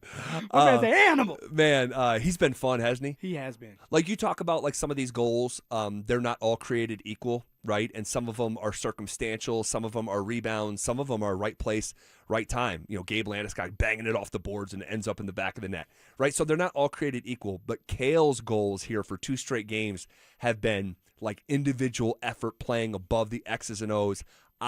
Arguably the best player in the world, especially as a defenseman. Watch this offense. He has been really fun to watch. I think that, looking back at the series against the Kings was just, honestly, like how professional of a sweep it was, how professional of an operation we just watched for the last week and a half. And this was stylistically a matchup that was no one's favorite. All right, this was a grind it out, pack the box, like just this. But don't tell the Avs that. They said they wanted it like that. And honestly, maybe they're right. I don't know their inner thoughts, but multiple guys said that. Gabe especially emphatically was like, no, we like this brand of hockey. I would give them pushback, but whatever, right? They never got frustrated. They never came outside of themselves and tried to overextend themselves for a brand of hockey that is more traditionally Avalanche in this era of Avalanche hockey. Anton Forsberg was an absolute wall, especially in games 1 and game 2. But they never flinched. No. They went 10 straight power plays without scoring. They never flinched. And they're going to have to address that, man, with the next round. Going up against the Wild or the Stars, you're going to have to get some points on the power play on the special teams. No doubt. And it honestly was a good omen to see McKinnon score that power play goal yesterday, as you just sort of check that box as you go into that next round that you just referenced. So just up and down. I mean, the professionalism, the poise, the top guys ultimately showing out like Kale and McKinnon here in the last 2 games. The depth on display, guys like Arturi Lehkonen and LOC. Yeah, I mean, so it's just all around top to bottom. I just continue to ask, where's the weakness? Scott Wedgwood, didn't mention him. I mean, he was brilliant. 2 5-on-5 goals over the course of a series. That is dirty work. I mean, take your hat off for Scott Wedgwood. Well, the confidence is there now, right? Like, there is no debate. He is the starting goalie until he messes up, which I don't believe he's going to do that. He's on fire. This is his opportunity. He's taking advantage of it. But we also have to take our hats off to the defense, right, in front of Wedgwood. They're doing a phenomenal job. Taser, totally. All right, Kale, like, they're doing their part. They're bringing the physicality. All right, John Manson when he's available, and I know he's banged up, but like he brought the grit. It's players like that you need when you're going through these long series, these tough series. And now that they handle business like they were supposed to do, like we thought that the Denver Nuggets were going to do, now you have the time off where you can just get your body ready, mentally you're ready, and then you go at it again. And you get to watch, like I said earlier, the Dallas Stars and the Wild go at it and just tear each other apart. They're going to be so banged up by the time they play you. You're going to be fresh. You're going to be flying around. Hopefully you're playing your brand of hockey where you're not having to muck it up, but you get to space it out. And now you see a little bit more from Netjes when it comes to scoring a goal. Although Netjes was doing a lot of the dirty work, he was out there making plays happen. Very active. Right, whether they're assists or just getting involved. Yeah, the goals didn't come for him, but he was setting everybody else up for success, and that's what you want to see when it's not falling for you, when your shot's not falling for you. Yeah, Netjes, another assist yesterday, had what I thought was probably the prettiest goal of the series in that pass to Gabe Landeskog last week, where he went in between Forsberg's legs in a purposeful way. The Josh Manson thing we're going to have to keep an eye on, and thankfully you finish this season up, or a series up, as quick as you possibly can, and hopefully between that and the Wild and Stars going 7, and it's tied up 2-2 right now, and we're just hoping that this thing goes the distance. That allows more of a buffer for Josh Manson to get healthy. By the way, do you see Nick Blankenberg? Man, they were knocking our guy around, man. Did you guys see that? Behind the glass? Dude, that dude was a piñata yesterday. Holy smokes, I felt bad. Just truly putting it on him. But he was tough, man. He got up every single time.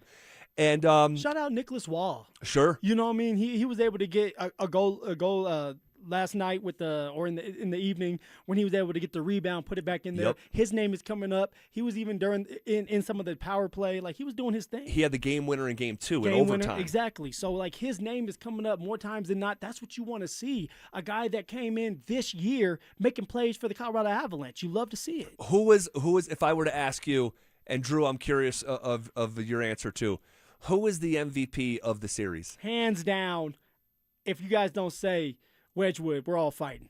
It's Wedgie. All right, this is his first time really being in between the pipes when it matters the most, where you're the starter, you're the true starter. He was making insane saves. He built up the confidence. He was the reason why we were in some of these games where, honestly, let's just say that if there was a better team that had more offense, I would be a little bit more nervous. But I'm not as nervous now because Wedgwood is getting that experience, and he's just doing his part, man. It has to be Scott Wedgwood. Wasn't that and maybe even in, projecting the series, like with foresight, but definitely with the benefit of hindsight, wasn't the Kings the best matchup for Scott Wedgwood? And from a confidence standpoint, For sure. They wanted to go with Wedgwood. It was his first starts ever, and you're playing a Kings team that we talked about before the series ever started. They can't manufacture offense. So for that guy to allow only 5 goals in a 4-game series, 2 at 5-on-5, I just think was kind of on a platter for him to go into round number 2 with his confidence sky high. So I think, Drew, would you say Wedgie too, right? Yeah, pretty easily. All right, if you took him out of it, because it is pretty easily, if you took him out of it, what would our answer be? Who is the MVP of the first round if it wasn't Scott Wedgwood? If we were doing like 3 stars, like for the series, Wedgie would have the first star. Who would have the second star? Man, I'll give you mine first. I'll Go let you think ahead, about go it. ahead. Mine would be Arturi Lehkonen. Lecky, huh? I thought Lecky was spectacular. I agree in with all 4 this. games, like both ends of the ice. Everything he did, he was phenomenal in this series. I'm actually kind of surprised he only ended up with what I think 4 points yeah. in this entire thing. But I thought Lehkonen was spectacular at both ends of the ice. I'm gonna say, so I like the Lecky answer, and with a clean canvas, I probably would have went him first. Yeah. But I'm gonna go Nathan McKinnon. Nate Dogg. Yeah. Yep. And I know some of the numbers because he's tied with Lecky and Gabe actually for the most points so far with just 4. The He's Kings not, were able to stabilize him for the most part. but I still think what he drives, like him driving the offense nonstop, and I think the longer the series went on, the more I felt his presence. So from a traditional point perspective with McKinnon, I'd say maybe not. But I didn't see any real mishaps defensively, and sometimes he can be hit and miss, with that side of it. So I would have said Lehkonen had I been asked first. Since he said Lecky, I would say Nate being the third star. You know what? I'm going to go with the captain. My captain, Gabe. Gabe had a really good series, and it just his presence alone. Look, we do well when our captain is there, but this was a series where Gabe should be able to flourish because he's this big body. You know you're going to get the rebounds, and that's exactly what Gabe did. And then he had a couple, a puck luck one where he's being able to hit the board and bounce in. That was rare. But that's just like playing the game so long that you know the boards. I don't know about that. You just know it. It's like pool. That was crazy. But I'm going to go with Gabe, man. You don't win without Gabe. You don't win without Lecky. You don't win without this unit being together. All right, here was Landeskog talking about doing the little things. Really is those little plays that mean so much to the team and something that you feed off of on the bench, in the locker room. Offensively, those things just kind of come and guys make plays when needed and the game comes to you that way. But defensively, it's that extra little effort, every little stick battle, every little hit you make or take to make a play. And I think that goes a long way. Man, they were so buttoned up over this last week and a half. And defensively, it sticks out. I mean, they were elite. That was Stanley Cup caliber defensive play. And soon as LA opened it up, it was like, oh, you're cooked. It's done. You're absolutely cooked. All right. Good stuff. This is KKFN and KKFN HD1 Longmont, Denver.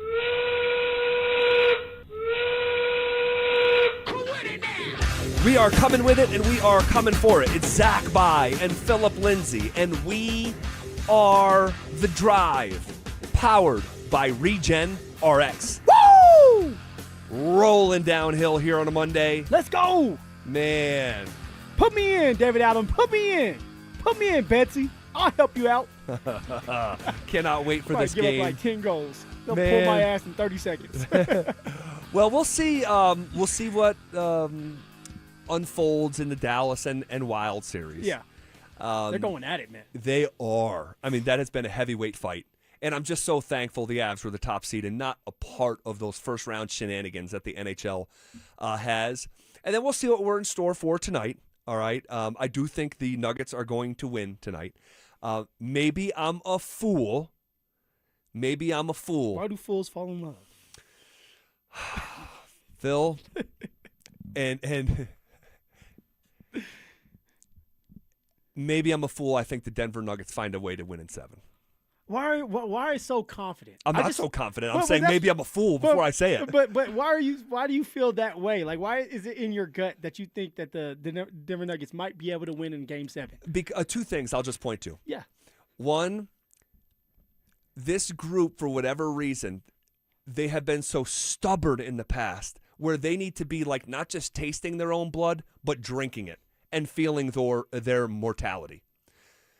Two, so I think you'll see a much better version of them tonight. And two, a competitive one, right? Yes, Okay. you can start there. Tell David Adelman that. I know. But two is that they're the beneficiary of circumstance, and that's just keeping it a buck. That's how I feel. Their leading scorer just went down. He's not going to be back anytime soon. Dante DiVincenzo has been great in this series, and he pops his Achilles 90 seconds in. I think it's one thing to get up for that from a adrenaline standpoint and rally in the moment. I think it's another going home to think about it. Nuggets readjusting their scouting report according to the new personnel and all that stuff. And I don't think he's going for 43 off the bench, which was, by the way, the second most off the bench in a playoff game in 50 years. So I don't think you're going to see that again. I think you're going to see the crowd back this group tonight. And I think that you put all the pressure back on them in Game 6. And the people who are going to be asked to lead the charge in a closeout game have never done it before. Yep. And then it comes back to Denver. Maybe I'm a fool. No. And again, Z, this team, we were talking about before the season even started that this is championship or bust. Totally. Cam Johnson's a part of this. You get Tim Hardaway Jr., Jamal Murray, and now Jamal Murray's playing the best basketball of his life. All right, you have Jokic, and at the time we were talking about how he's the greatest player to play the game. Now maybe that changes if they lose this series in the first round. It will for me personally. Okay. I will not continue to call him the greatest player in the world if you can't make it out of the first round. You had AG, right? AG, and I know he's banged up. So it's like you have these pieces, and yet the Wolves are sitting here almost done with this series, licking their chops. Crazy. Looking at the Lambs. The Denver Nuggets right now look like the Lambs. Run, little Lamb, run. All right, we'll see. We'll see what kind of spirit they have tonight. We'll give some predictions at the bottom of the hour. On the Broncos side of things, NFL draft came and went this past weekend. Broncos had a late second-round pick at number 62. They trade back to pick number 66, and they draft Tyler Onyedum, defensive tackle from Texas A&M. The summarized scouting report on this young man, he's quick. He's a twitchy athlete. He's got a good first step.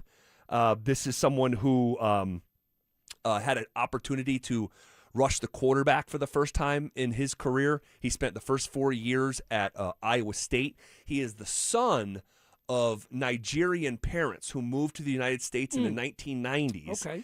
And he seems like a great kid by almost all accounts.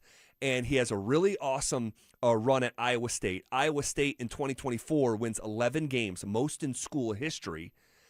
They go to Big 12 championship game, if you remember. I remember it. And then he transfers as a grad student to Texas A&M, has career highs in tackles for loss, sacks. Now, the sack numbers aren't huge, but he did get a chance to showcase himself as more of a three technique as opposed to a nose tackle. So he's lined up between the guard's outside shoulder and the tackle. He's able to get after the quarterback a little bit.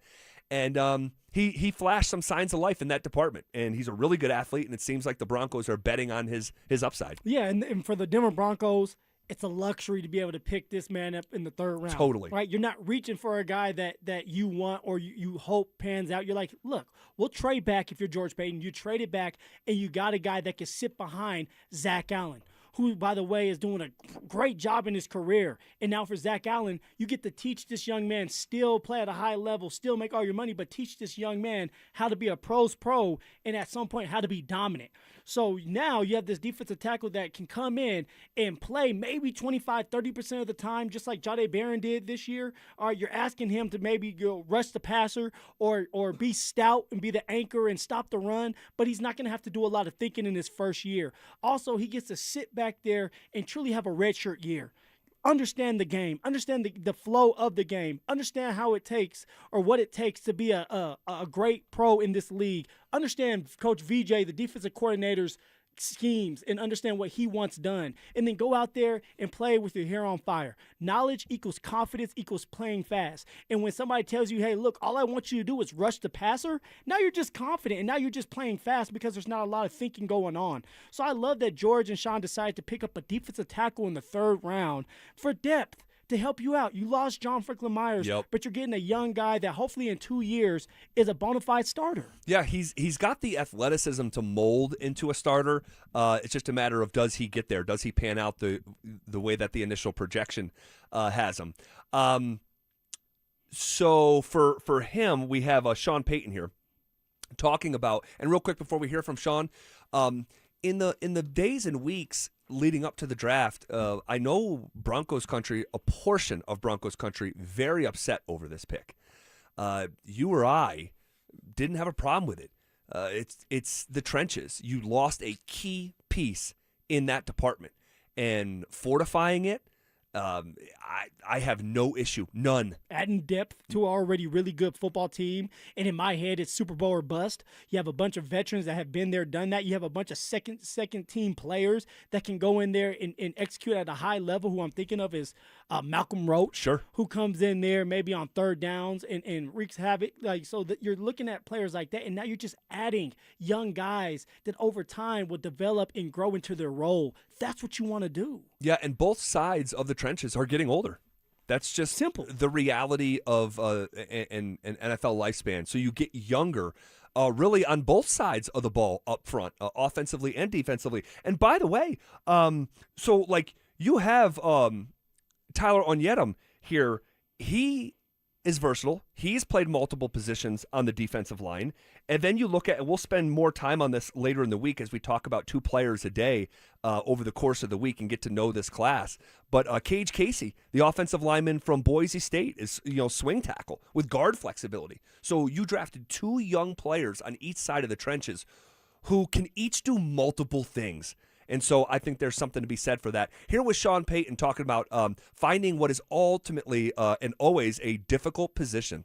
Going through this process, it was really the athleticism, and playing a position that it's always hard to find, defensive tackle.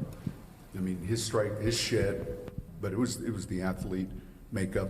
Those were the traits. Now, there is some risk in that because this is not some bona fide player with 2-3 years of real production where he's in the SEC getting 8-9 sacks. It's not that.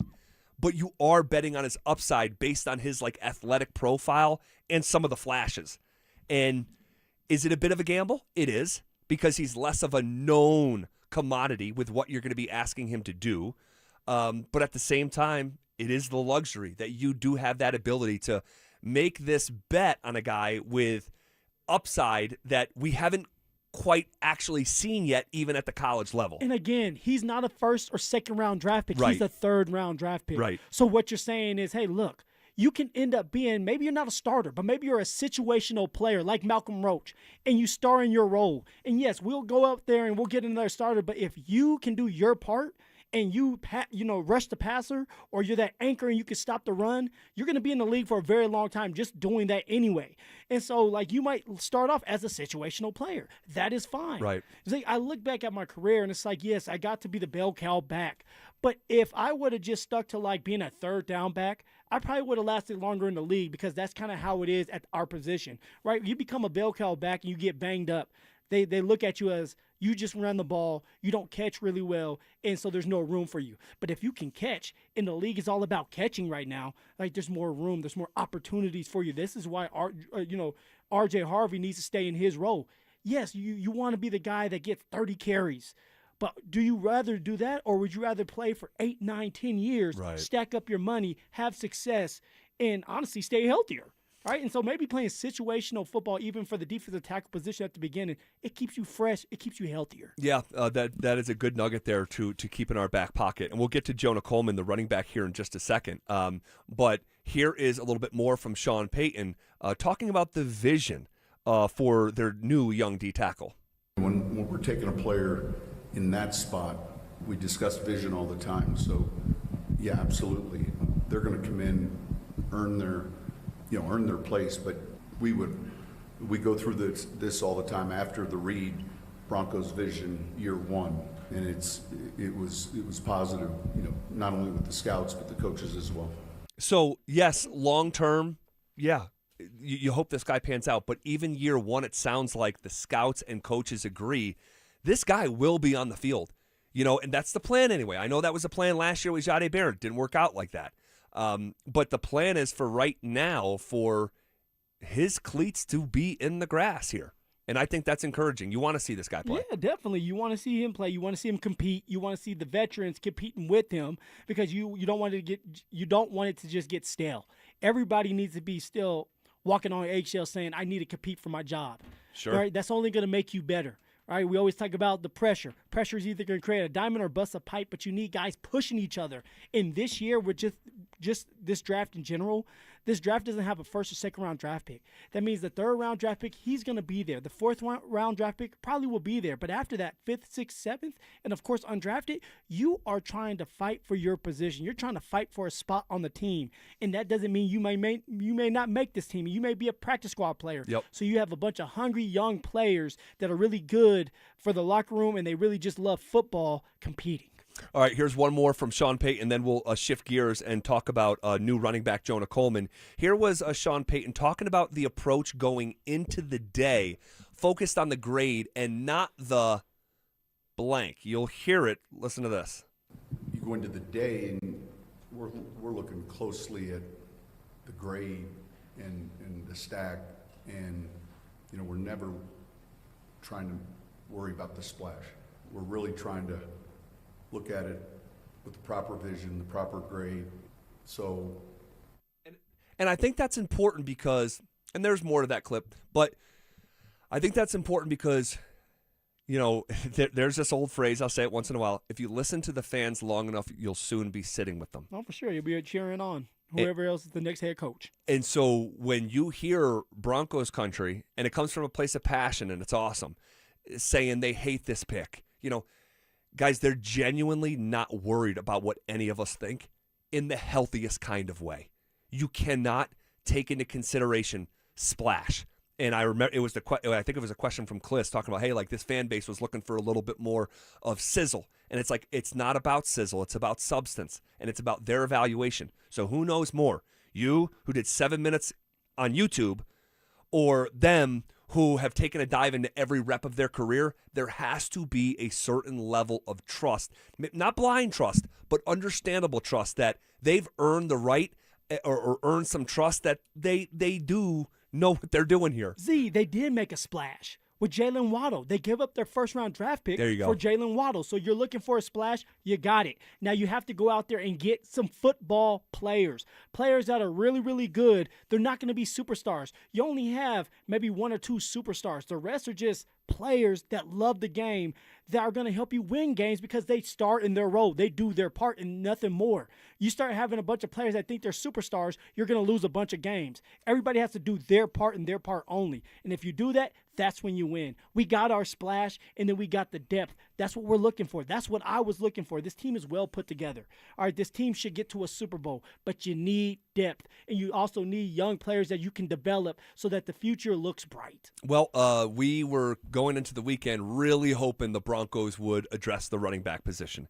And really, and no disrespect to any late-round picks, we were hoping it was like one of the first 2 or 3 picks was going to be one of these running backs. And we got what we wanted. With the 108th overall pick, the selection, so it was pick number 2, all right, but the first pick in the 4th round, Jonah Coleman comes off the board, the running back from Washington. And he's just a summary of his profile, bit of a power back. He's got kind of downhill style. Yeah. You've looked at him. What do your eyes tell you? I love me some Jonah Coleman. I love his thought process. One, when you listen to him, he's all about pass protection. That's the biggest thing for a running back, especially a young running back. It's hard to pass protect. Not just finding your guy and latching on and blocking him. That's already hard. But it's identifying coverages. It's identifying who do you have. All right, if my number 1 doesn't come, then who do I have next? Do I have to go across the field? Is he coming to me? All right, so when you can get the pass protection down and you can rely on your running back to pick up a blitz, like Javonte Williams was really good at pass protection. Yeah. All right, you can do a lot more, and your quarterback's going to love you, and that's how you get on the field. Now, when you look at Coleman, in between the tackles, the man has patience. He has burst, but he also has really good vision. And so you put all of that together, you're getting a solid running back. Does he have the breakaway speed like somebody wants? No. But a lot of these running backs don't have that breakaway speed. It's a special trait that a lot of them don't have. But if you have great vision, you set up your blocks, you'll have huge runs. All right, you run hard enough, you break those tackles, you use that stiff arm that Coleman has. He has a crazy stiff arm.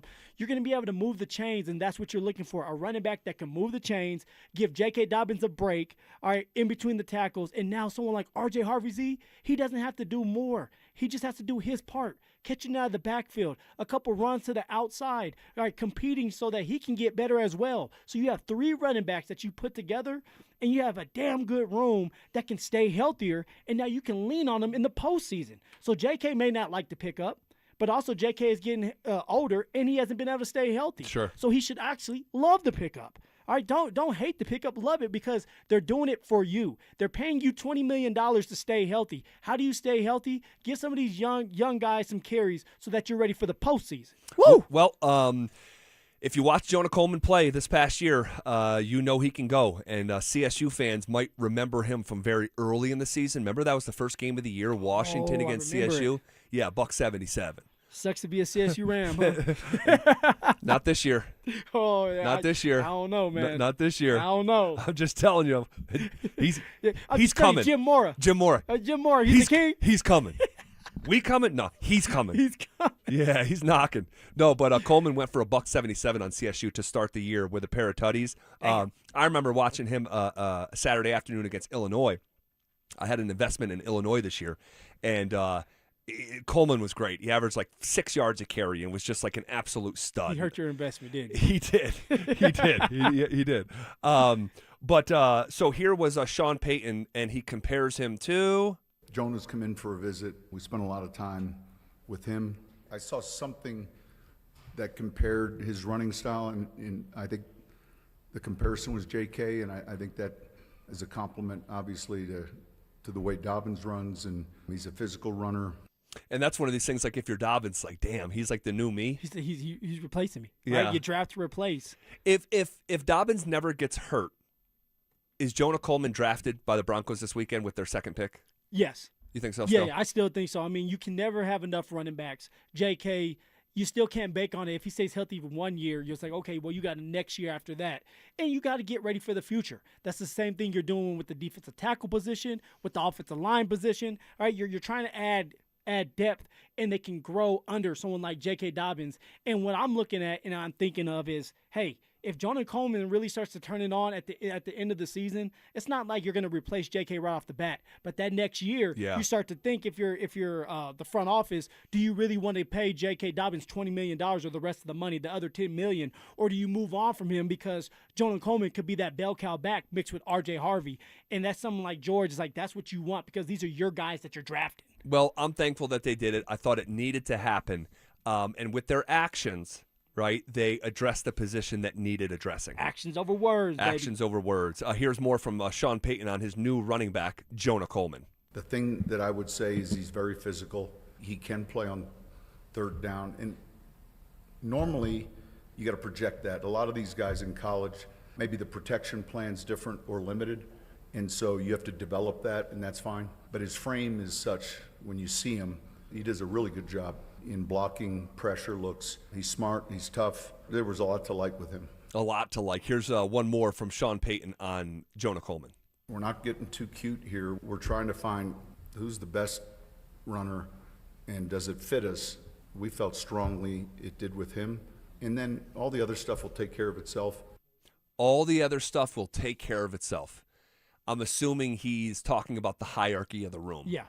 Yeah, and he also said they're trying to find the best runner. Sure. Right? They're not looking for an overall Darren Sproles. They think they have that in their pick, R.J. Harvey, like George likes to say. They're looking for a guy that's going to get downhill and help J.K. Dobbins out. Run in between the tackles. Not a lot of people can do that. Now, you have Stokes? Stokes said that, like, you can, like, develop into being able to run in between the tackles. Stoke, you are wrong. Sit that ass down and just listen. I'm not taking anything Stokes said on Friday or Thursday with any sort of seriousness. Yeah, like, it's something that you have to learn as you're young, and it's a trait that you have that's special. If you can run in between the tackles, if you have great vision, that's a recipe for success. And usually a lot of those running backs stay around for a long time and they end up becoming the starters. Coleman can do that. He can run in between the tackles. He does have great vision. Now he needs to put it all together, and hopefully it works out for him.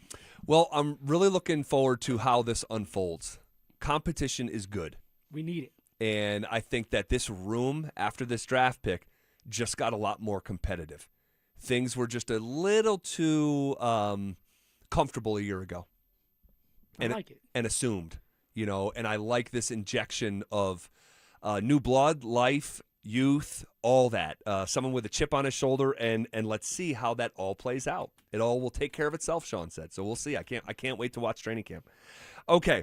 If you want to react to any of those conversations, you can hit us up on the ramoslaw.com text line, 303-713-1043. Maybe we can get to one or two of those responses. Also, how much heart do these Nuggets have tonight in an elimination game? We'll talk about it next. The Colorado Avalanche didn't just win their series, they dominated it, sweeping the Los Angeles Kings and earning something just as valuable, rest. While the rest of the West battle it out, Colorado gets time to reset, recover, and get even sharper. Now they wait on the winner between the Minnesota Wild and Dallas Stars as they wait for round 2 on the road to the Stanley Cup. Denver Sports 104.3 The Fan. Denver's playoff headquarters. Save $10 on a pair of Bosch Focus wiper blades. Our professional parts people will even install them for free at O'Reilly Auto Parts. O'Reilly Auto Parts. Support comes from Amazon Business. Free your team from time-consuming procurement tasks. Discover smart business buying where unmatched selection meets AI-driven tools to simplify complex processes so you can focus on what matters most. Learn more at amazonbusiness.com. Spring cleaning isn't just for your house, it's for your life. If your job is getting old, it's time to clear the clutter and spring into IT. Go to My Computer Career. My Computer Career helped me get the skills and certifications I needed to start a new life as an IT professional in months, not years. Earn the certifications the top employers are looking for right now. Visit mycomputercareer.edu and take the free career evaluation to see if it's time to spring into IT. Financial aid is available to those who qualify, including VA benefits. Now is the best time to buy. Get ahead of the competition and get the deal you want on the home you really want. Maximize your savings with lowest rate for life, and if the market does improve, we can save you money without any additional lender fees or appraisal fees. We're here for you today and tomorrow and celebrating 30 years of helping homeowners with expanded approvals, low rates, credit improvements, and more. Call U.S. Mortgages at 303-LOW-RATE. All loans subject to approval and change. License number 392126. Hello? Hey sis, got a sec? Yeah, what's up? Take a look at the picture I just sent you. I'm walking into Hellsburg and want to get Mom something special for Mother's Day. Yeah, she's done so much for us this year. Let's see. Diamond pendant. Oh, she'd love this. Great. I'll get this, which means you're in charge of flowers. Okay, deal. This Mother's Day, save up to 50% on timeless gifts for Mom. Shop at a store near you or at Hellsburg.com. Getting a little older doesn't have to mean, well, getting older. This is Jeff for the Rocky Mountain Men's Clinic, and if you're feeling low energy, can't sleep, can't lose weight, are struggling with brain fog, or your sex drive is off, it's time to change it up. At the Rocky Mountain Men's Clinic, our advanced medical strategies featuring TRT, GH peptides, NAD+, GLP-1s, PDA, and more treat low T and other hormonal issues to help you shed pounds, have more energy, enhance your body composition, improve sleep, increase your sex drive, and so much more, getting you back in the game again. So don't be older. Be stronger in the gym. Be sharper at work. Be better in the bedroom, and be more confident in every part of your life. So call us today and find out how our advanced treatment strategies could change the game for you. Your first visit is just $99 and includes blood work and a medical consult. And if you start on one of our advanced treatment plans on the day of your appointment, your visit is free. Call 720-440-7900 or go to RockyMountainMen'sClinic.com. Featured therapies are compounded and have not been evaluated nor approved by the FDA. Provider prescription required. See website for details. Hi there, I'm Kim Rudell, owner of Wills and Wellness Estate Planning. We're already into the second quarter of the year. If you're still procrastinating doing your estate plan, it's time to up your game and get organized. We can help you design your will, trust, guardianship, powers of attorney, and medical directives. Whether this is your first time creating a plan or you just need a refresh, we can help. Find us at willsandwellness.com or give us a call at 720-266-8190. Running a small business means juggling a lot. Your network has to handle it all. That's where a fiber-only provider falls short. You need a partner who gives you a greater advantage. Introducing the Total Solutions Advantage only from Comcast Business.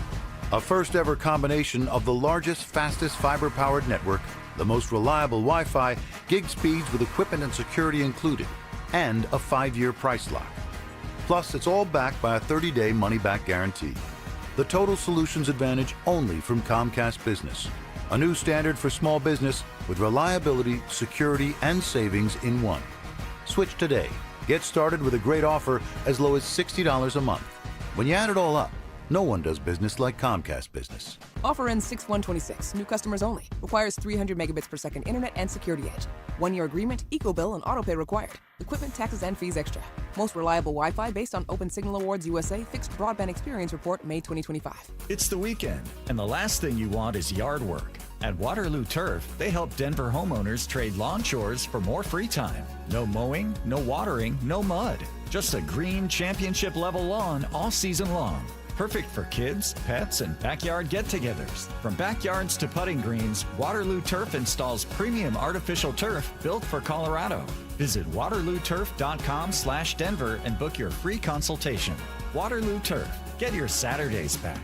You can't always predict what's next, but you can be ready for it in a BMW SUV. The performance-driven X1 comes built for every journey, while the X3's sporty design and innovative technology keep your drive connected. The X5 blends performance with a commanding presence, or make it even bigger with 3 rows of luxurious seating in the X7. For every road, there's an X built to drive it. BMW, the ultimate driving machine. Gebhardt BMW. Your trusted family dealer since 1975. Max HELOC is a game changer and can lower your bill significantly without affecting your current loan. How much savings depends on your unique situation, but you could borrow $250,000 with a payment option as low as $495 a month. Consolidate your debts and make life a lot easier. We make it easy to save, and you don't need perfect credit either. U.S. Mortgages, and our number says it all, 303 low rate. All loans subject to approval and change. License number 392126. You're listening to The Drive with Zach By and Phillip Lindsay on Denver Sports 104.3 The Fan.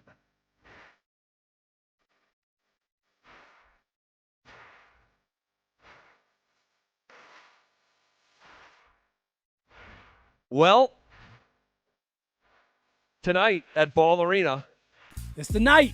We're either going to see the Denver Nuggets season end in a way that I could never have foreseen 10 days ago, ever. Who saw this coming? Man, well... Why you got this black suit on, by the way? The flowers. Thought you said there was hope. I thought about it. I thought about wearing all black. Man, like, Game 4 was so depressing for so many reasons. And really, it was embarrassing. Again, for multiple reasons. I hope I'm wrong about this. And I told you before, I'm going to pick the Denver Nuggets to win in 7. All right? And maybe I'll look like a goofball in 5 hours. Okay? Or you can look really, really good. Well, we'll see. Really, really good. We'll see. We'll see. But last year, when things got so just muddied and fractured, and Jamal Murray's season was so just unprofessional, and you have the Russell Westbrook stuff going on last year, and there's infighting in the locker room and guys going on the record to ESPN during the first round of the playoffs. I mean, the GM fired with 3 games left. The coach fired. It got so crazy. I remember saying that it feels like I was watching their culture die in a way that I used to call them the anti-NBA team, because of all these qualities that they had that were so against the grain for traditional either NBA players as individuals and the way that they handle themselves, or just the team-oriented nature in an individualistic league. So they're anti-NBA team for years, and then last year I'm like, they lost their NBA virginity. And I watched their culture die. And I hope I'm wrong about this, but in Game 4, when I watched Minnesota smack the Nuggets in the fourth quarter without their best player. Backhand them, Z. Without their best shooter as well, in DiVincenzo. If last year I watched the culture die, in Game 4 I was watching the decomposition of it. I mean, it's I hope I'm wrong. I know for sure, and I hope they're wrong too. And I know some of the fans that have jumped off the bandwagon because of what they have seen. They hope that they're wrong as well. Like, we need the Nuggets to continue to win. This is their chance to do it. Jokic is only getting older, and on top of that, teams around him are getting better, and they're young, such as the Spurs. I don't believe the Spurs are going to win it this year, but they're getting those battle scars, right? They're building up for it in the next couple of years. I expect them to win it. I too. So if that's the case, where are the Denver Nuggets at in a couple of years? All right, you have to try to find a way to win now. And right now, it doesn't look like they're going to win. AG is banged up. We don't know if he's going to play tonight. Even if he does, what does he look like? All right, you have Jokic, who has been consistently bad in this series. You don't know what you're going to get out of him tonight. Jamal has been very consistent. Cam Johnson, he hasn't shown up this whole series, and it's been, here or there, but it hasn't been enough. CB, he's just out there. He's collecting a check, and I'm sorry to say that, but that's what it looks like. And you have the Wolves, who are down two really good players, their star, and a guy coming off the bench that gives them a spark in DiVincenzo. All right, they're not playing. They're not available anymore. And so, yes, the Nuggets should find a way to win this. But will they? I don't know. I have a bad feeling about this. You have a bad feeling. I have a bad feeling because I see a team that's not together. I see a team that's coach is not on the same page as the players. I see a team with their star player, Jokic, that's not playing good basketball right now, and my man's still trying to figure out where his draws are. Who stole his draws? That is so, like... Who stole the Dookie Stain draws? He needs them. God, you didn't think that it could get worse, right? Yes, and it's crazy. Quote regulators saying, they took my rings, they took my Rolex. I looked at the brother, said, damn, what's next? What's next? Well, apparently it was Jokic's underwear. Who wants his underwear? That is so bizarre. But it's human beings, and human beings can be bizarre. Well, it's just bad feeling right now. Well, it's definitely a bad feeling. It's definitely. And Jokic has been a shell of himself, man. I don't know how else to say it. Here are a couple numbers to contextualize that statement. One, he went 0 for 5 in the fourth quarter. I don't know what's worse, honestly, that he went 0 for 5 or that the game hung in the balance and he only shot it 5 times. Ooh. That is not good. Just not good. In the Game 2 collapse and in Game 4 on Saturday, if you just combine the fourth quarters, Jokic is 1 for 13. In the last 3 games, Jokic is shooting 33% from the field. That is almost impossible to believe.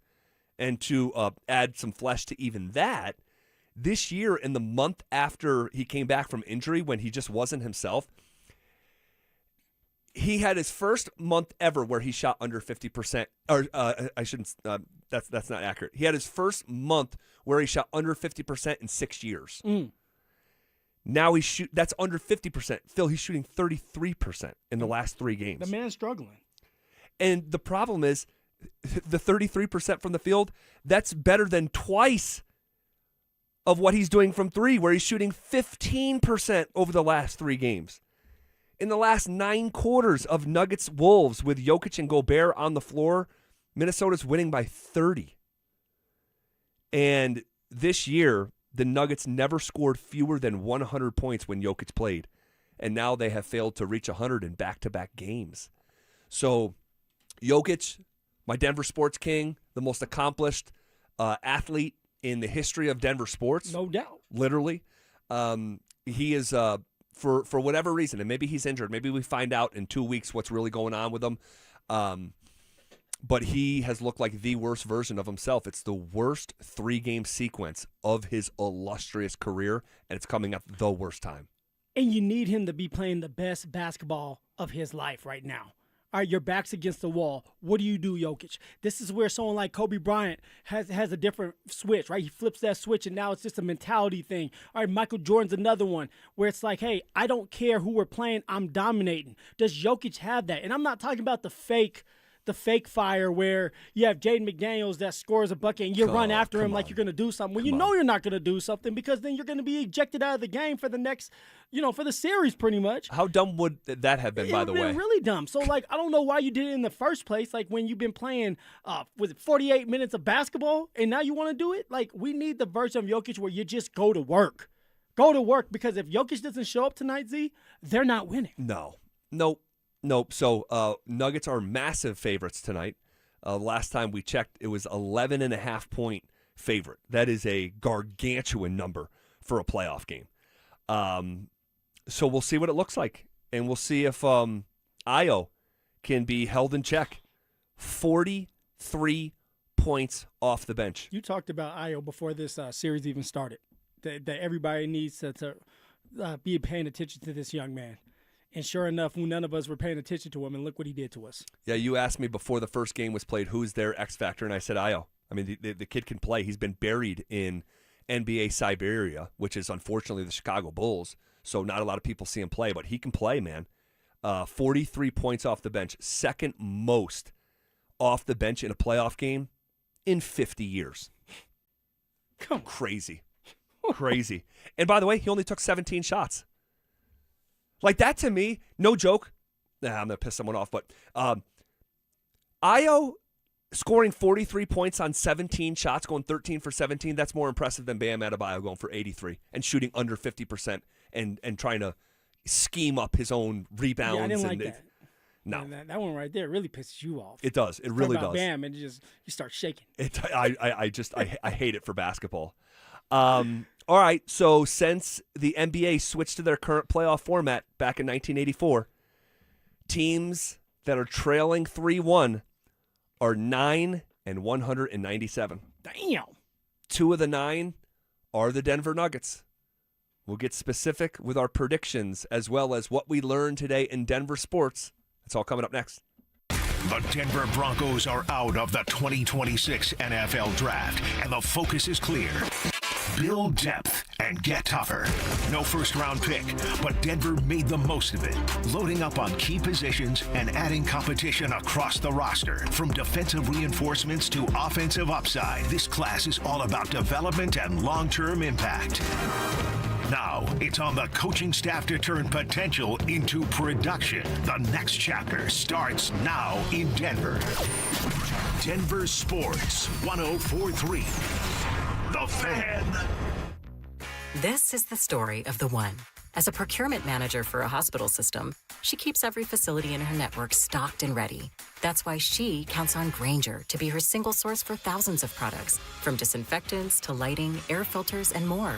And with fast, dependable delivery, Grainger helps her keep every facility stocked, safe, and running smoothly. Call 1-800-GRAINGER, click Grainger.com, or just stop by. Grainger, for the ones who get it done. Drew Brees here. Whether you're on the field or on the road, having the right team on your side makes all the difference. I learned that the hard way. On the field, you don't go anywhere without a solid O-line. And when your car breaks down, you want that same kind of protection. That's why I trust CarShield. Their protection plans help you tackle expensive repairs so that you're not blindsided. Visit carshield.com now and join the team that's helped millions of drivers save.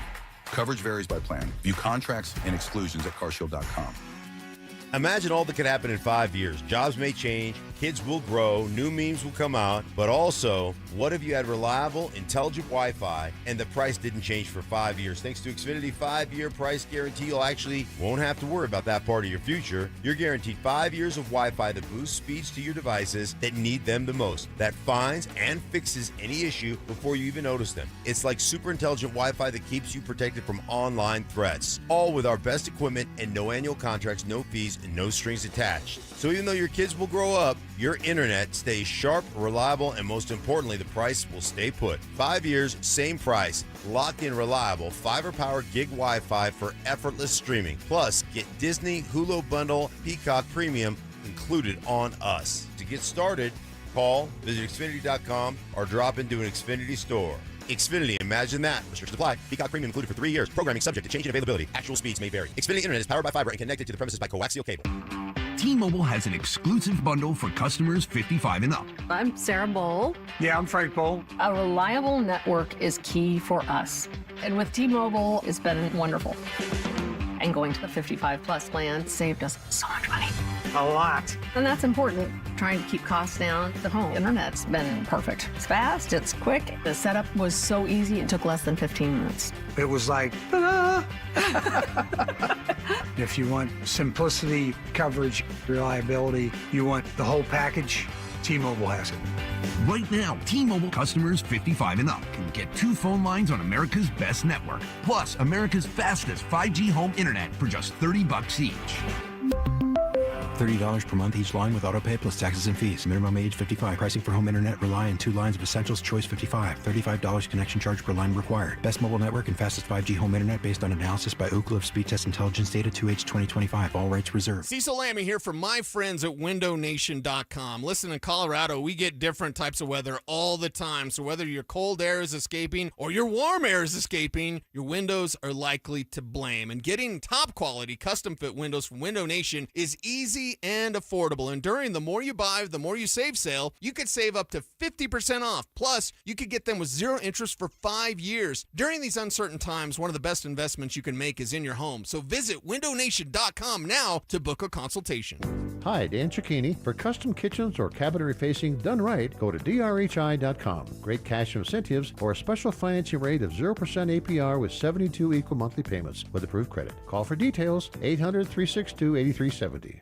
The right financial strategies can make a huge difference, especially if you're nearing retirement. Adam Mueller talks retirement strategies with Mile High Money. Saturday mornings at 8 on Denver Sports 104.3 The Fan. Your air duct cleaning experts, Ductworks. Hey guys, Mark Schlereth here for my friends at Ductworks. Spring cleaning isn't just about what you can see, it's about what's hiding behind the scenes. Your ducts collect dust, allergens, debris all winter long. It's one of those places you just don't think about. Ductworks is Colorado's top-rated air duct cleaning company, trusted by thousands of 5-star reviews. They're recommended by more contractors than anyone else. Their complete ventilation cleaning package scrapes and vacuums every inch of your system, removing all the dirt debris that other companies leave behind. Less strain, better airflow, lower energy costs. They'll show you before and after photos so you can actually see the difference. And they clean every line. Nothing gets missed. Before your AC runs all season, make sure the air you're breathing is actually clean. Give them a call at 303-425-0985. That's 303-425-0985. Or visit them at ductworks.com. 303-425-0985. Listen up, Denver. This hour's keyword is box. BOX. Text BOX to 303-713-1043 right now, and you could win a $50 Dick's Sporting Goods gift card and qualify for the $1,000 grand prize. That's BOX to 303-713-1043. By texting, you agree to receive an automated marketing message from Denver Sports 104.3 The Fan. Message and data rates may apply. For complete rules or to enter the keyword online, visit www.denversports.com/keyword. It's The Drive with Zach By and Phillip Lindsay on Denver Sports 104.3 The Fan.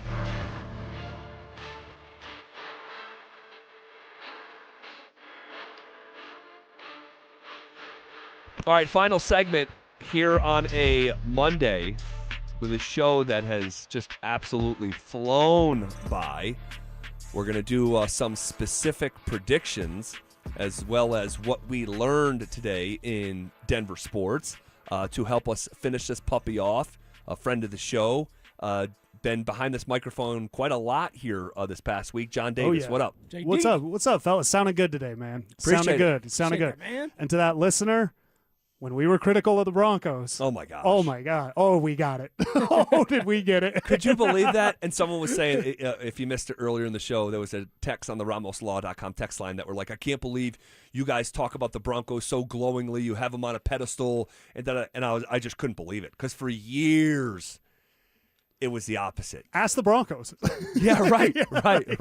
You guys are so negative. Well, when they're winning 5 games and 6 games and picking in the top 5. It's not fun. No. They weren't good. So you have to be real. You have to meet the moment and be authentic, even if it wasn't what you wanted to hear. And some of that tone has been transferred over to the Denver Nuggets here this week. John, I'm curious to hear your thoughts of what we saw over the weekend. It's infuriating. Since doing this, what it takes for me to want to shut a game off, to be like, I can't do this anymore. This is so infuriating, and it's just to be that scared. I go through sports. I don't know. I can't picture any team over 3 years that seemed that scared. The Broncos got beat by the Chiefs, but they seemed outmatched. They didn't seem scared of Kansas City. They just didn't have the horses to do it. You can beat this team. You beat this team 3 times this year. And just the demeanor. I talked to you at the draft party before Game 3, and I said, boy, it feels like they're going to go down by 30 tonight. And you were like, I got a bad feeling about tonight. We should not be able to on-demand predict that. Yeah. In the playoffs. Yep. With Jokic. Yep. The fact that we can go, here it comes. And then they lose their best. Could you imagine Jokic and Murray going out in a game and Tim Hardaway comes in and cooks them for 45 and we win by 16? That's like, crazy. If you reverse it like that. If you reversed it. That's crazy that's what when you happened. say it like that. Yeah, it was so disheartening, and it does seem like there is like some mind control, that this group has a layer of toughness that can't seem to be found by these Denver Nuggets. Would Jaden McDaniels have said that about the Thunder? No, hell no. No. The Celtics? Hell no. No. He said it because he knew he could, and he was right. And he was right. And that's the worst part of it. It's like no lies were told, right, to the point where he gets specific with it, that we're just going to go at these guys. And if Jokic is down there, we're still going to go at him because we're more athletic. We'll finish over the top. And the next game, he's finishing off a 20-point night, best playoff game he's ever had, by dunking on the heads of Jokic and Spencer Jones. It's crazy, man. Yeah. Real quick, do you remember a few years ago when Dylan Brooks popped off about LeBron? Yeah. What happened after that? LeBron steamrolled him. Yeah, literally. shut him up. Literally. It was done. And it's not even like what we're seeing from Jokic. And this could all change tonight. And my hope is that it will. But like when you see Jokic, I said to Phil a handful of minutes ago, I don't know what's more dispiriting. The fact that he went 0 for 5 in the fourth quarter, or that the season was hanging in the balance and he shot only 5 times in the fourth quarter. Right. Like, that's crazy. That's crazy. So the dynamic has to change in the spirit and in the heart department. They need to join the fight. Just ask Christian Brown. It shouldn't when you look back at where we're at and how we got here, obviously Game 2 is probably a big part of it. So can't change that. Got to show some fight. We're going to hit shots. That's going to change, I think. We got to show more fight. We got to rebound. We got to help Yoke rebound and got to stay together. And we'll do that. It's wild because it's almost in direct contrast to David Adelman, who is talking about they're losing these games because they're making or missing shots. Yeah. Not that they need to compete more. And you have Christian Brown in the same hour span saying, we're going to make shots. We're not worried about that. We need to fight. The clip was 15 seconds long. He used the word fight twice. And we should know in the first 3 to 4 minutes of this game tonight, you lose, your season's over. It's a disastrous failure. We've seen the Nuggets lose in the first round, Suns and 4 guy, right? All that. But you didn't have your horses. And I know AG may or may not go tonight. But if you have Jamal Murray, you have Nikola Jokic, and they don't have Ant-Man, they don't have DiVincenzo, if they lose tonight on their home court, I mean, holy smokes, it just can't happen. And I'm not going to allow myself right now anyway to think that's going to happen. There's got to be more pride and professionalism with this group. I'm crossing my fingers, my toes, I'm crossing my eyes that we see it tonight. Damn, you're crossing your eyes? Yes. Yes. I want to see that. Yes. I'm just obviously we're concerned with David Adelman, but it's more concerning that David Adelman goes to the podium, says what he says, and then someone like CB turns around and says the opposite.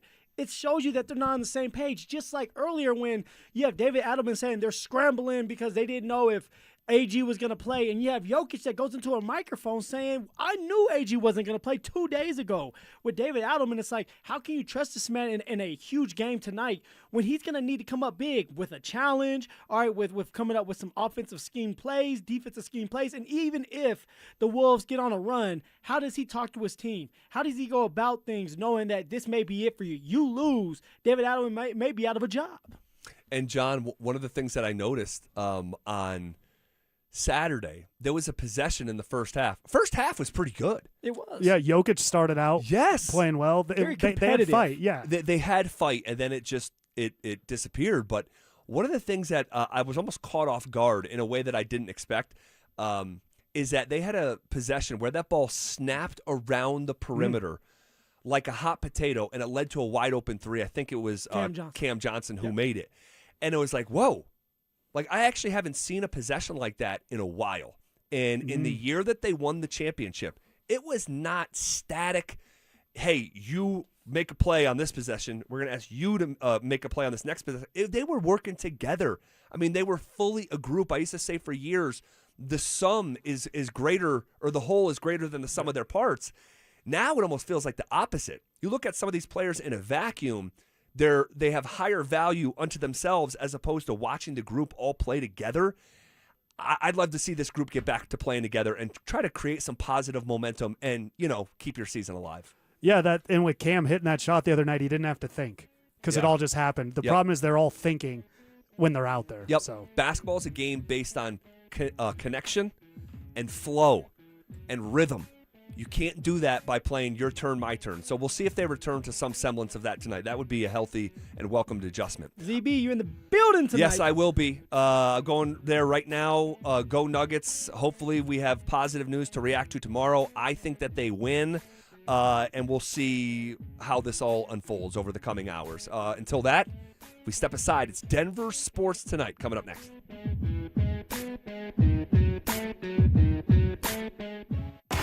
The Denver Nuggets are in trouble. After a strong start, the offense completely disappeared in the second half of Game 4. And the Minnesota Timberwolves took control, pushing Denver to the brink of elimination with a 3-1 series lead.